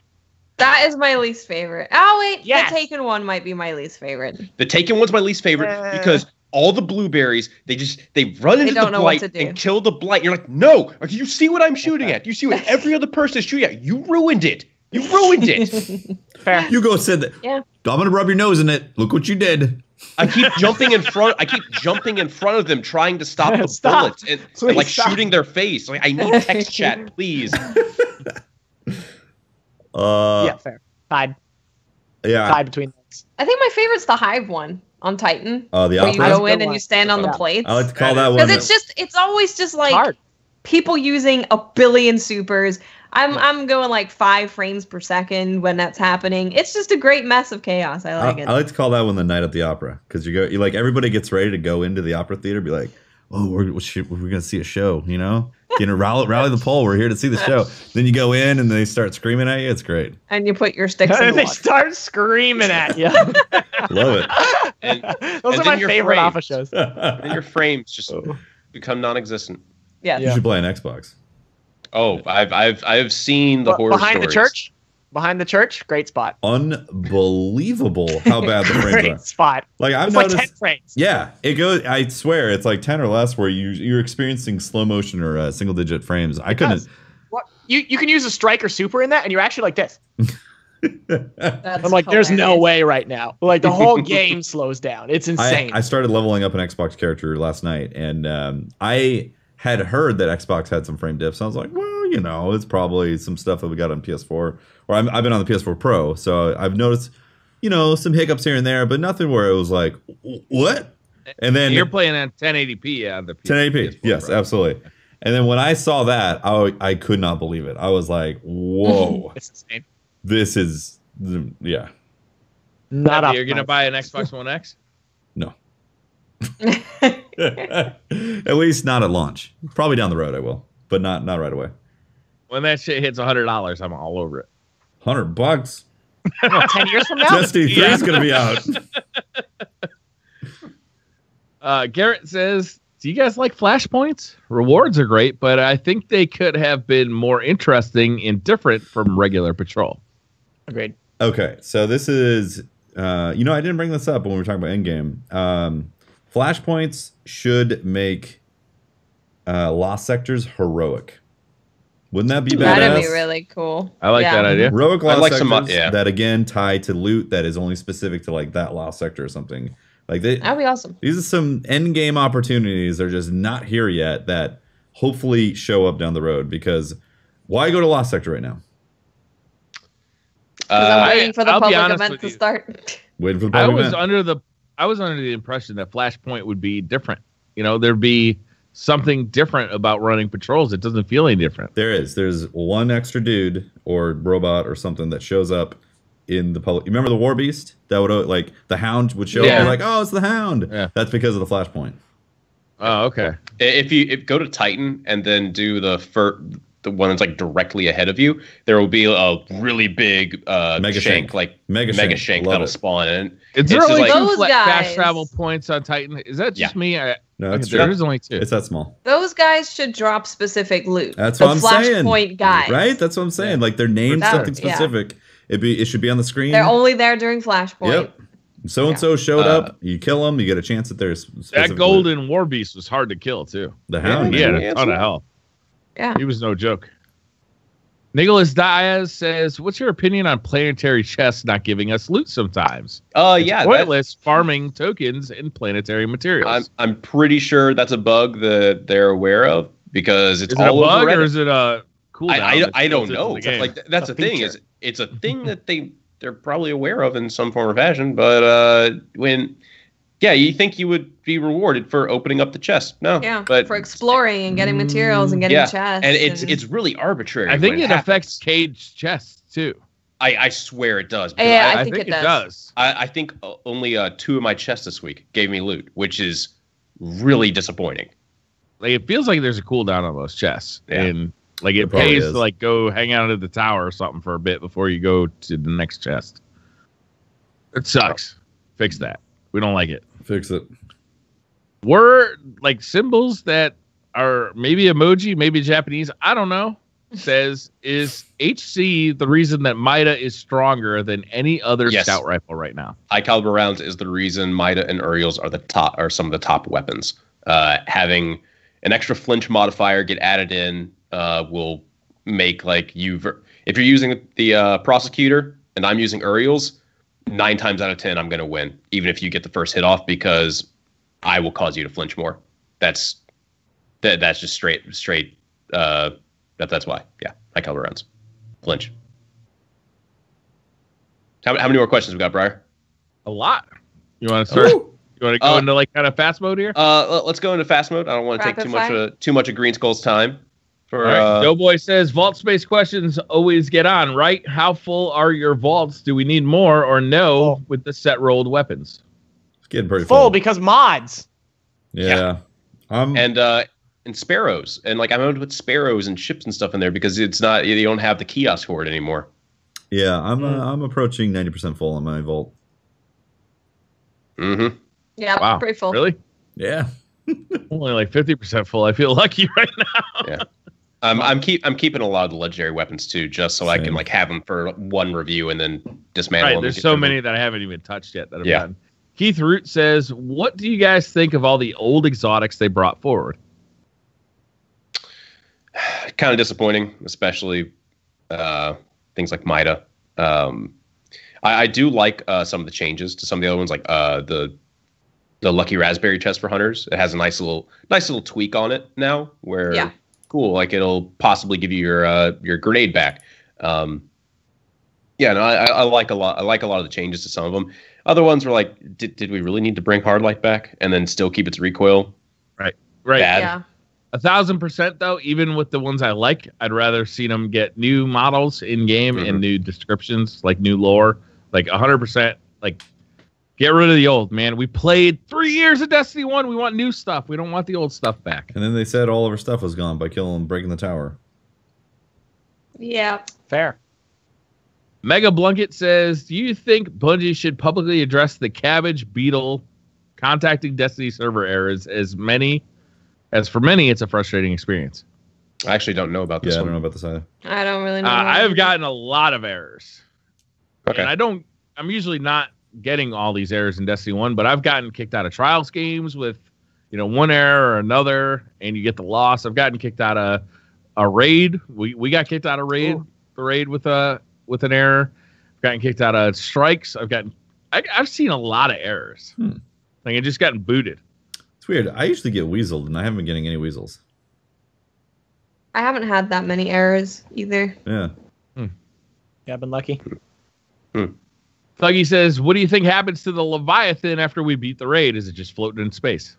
It's probably floating in there for a little while. Probably same thing as Dreadnought. We're keeping it around because loot on there. Loot. Yeah, and I do like how at the end of the raid, where how the end of the raid.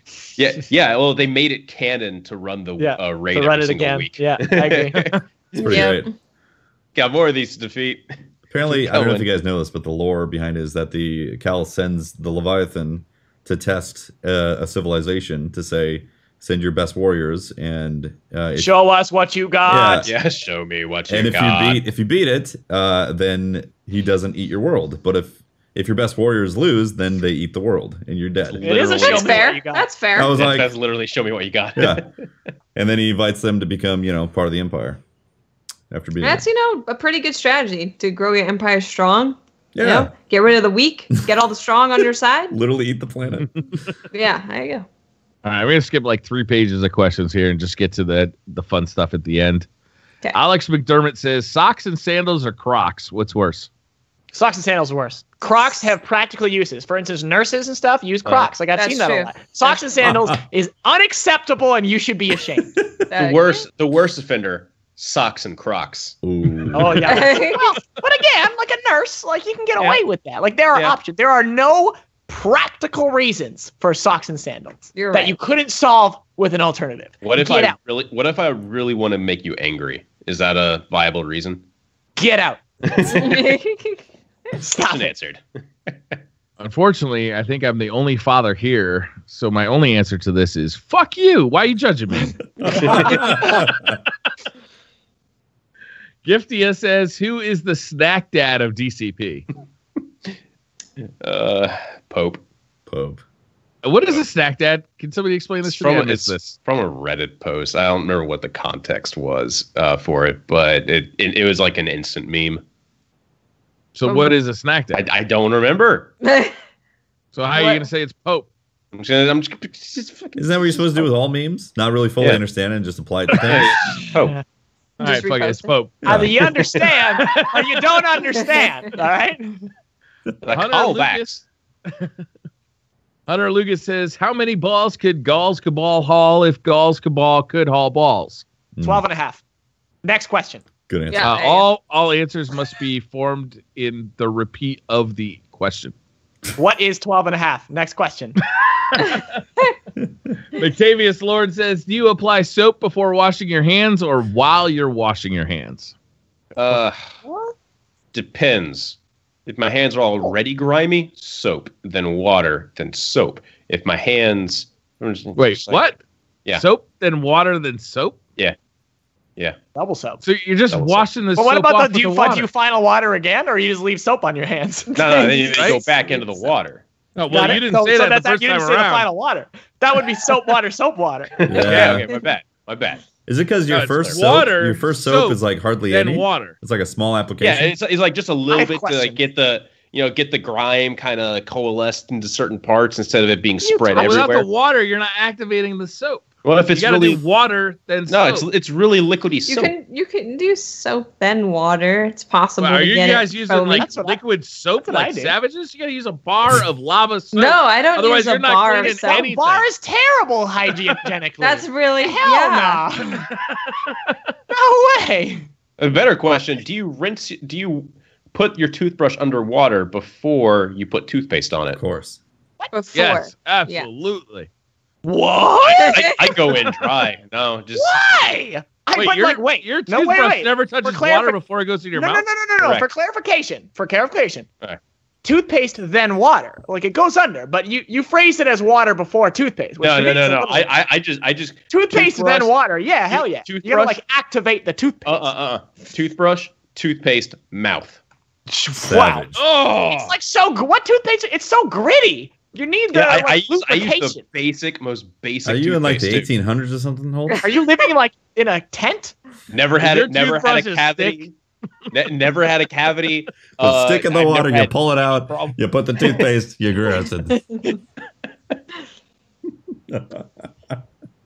Holland Love says, should I bring up the fact on Pornhub, I was there for research purposes, I saw a comment, glorious 60 FPS. Was it hefty? Definitely not, because I advocate the Church of Unlimited FPS, unlimited frames, not this. 60 FPS is the entry fee. That's where you're like, I've come to, pay some penance. Then you go into, 144 and higher because you're a true devotee. I'll accept that answer, I guess. Six Santa Virus says, would you rather have a runny nose or an itchy butthole for the rest of your life? Well, Probably runny nose, honestly. Itchy. I'd go with itchy butthole. Really? Really? you could hide that. You could hide that. I'll just I swap to a thong mean, because how then itchy are I you can talking? Yeah, how much itch? Because there's like an itch that you Can could I be like, ignore it? yeah, there's a bypass itch, and then there's like, oh my God, I got to itch this. Yeah, there's the I gotta do it. I can't stop. That's the purpose of like wearing a thong, because then you just like move your hips around a little bit. That Are you- right are you there speaking is of- the purpose of Are you wearing speaking a thong. of personal experience, Holtz? What? Lesson learned. What's that? The reason of wearing a thong? I mean, I'm just saying, I would just swap to it. Just swap to wearing a thong. Is that why you wear a thong? If I always had an itchy butthole, swap to Does wearing the a thong. thong go like up the butthole? I don't think I that. mean, it would be one of those like thin. I don't think a thin thong ones, like, reduces dark. itch around that area. Oh boy. Yeah, I'm thinking like maybe a butt plug to solve this Well- problem, not a thong. This I don't think you've escalated. ever used one of those. Use myself. But the obvious answer here is runny nose, because really the itchy butthole is two problems in one. It's the itchy butthole plus the permanent stink finger, which True. really got two Oh, problems my all the God. time. And then you're scratching so much that it hurts. So Oh, that's God. another problem. But use You guys have way too much experience here. And then in Pat's case, he's soap, watering all the time. going through the soap, Double man. double tap. Need to get a soap sponsorship. Oh jeez. Oh my God. That's it for Twitter questions. Thank you to everybody who asked the question this week. I'm sorry we couldn't get to all of them, but they were really good questions this week. Yeah, thank you everyone for tuning in. Next week, I can't remember who we have on. Is it Triple Rick? Pope's not here. Pope's not Like, here. Pope's He, not he here. runs Here, this. so He Pope's runs the this one. thing. He We're runs nothing this without entire Pope. operation, and he is the snack dad. It's and falling so apart. It's. I really hope we can actually have a show next week. Whew. Anyway, thank you all for tuning in. If you want to find more of me, I am at Holtzmann_YT on Twitter, where you can find me. Nothing about thongs. Nothing about thongs there. Unfortunately. That's not true. Briar Rabbit, you can find me on YouTube. You can find me on Twitch. You can find me streaming every 1 p.m. Eastern over on Twitch, or find me on Twitter at the Briar Rabbit. I'm Tefty Teft. You can talk to me at Teft on Twitter. You can catch my streams, twitch.tv/Tefty Teft. Usually start after 6 p.m. Pacific time. And I got a YouTube channel as well. And I'm Miss 5000 Watts. You can find me on Twitter, Twitch, and YouTube and Miss 5000 Watts. Greenskull, who are you and where can they find you? I'm at Greenskull most places. Hit me up on the Twitterverse. I also do Ready Up Live on YouTube, so hit that up.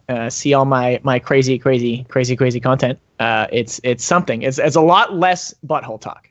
So you can be safe. Disappointing. In knowing that. I know. I'm sorry. That's after dark. Greenskull After Dark. I think that's it, right? Oh yeah, that's it. Usually Pope Bear. It's After that. Well, thank you everyone for tuning in. We will see you all next week. Bye-bye now. Bye-bye. All right, stop recordings. We are still live, by the way.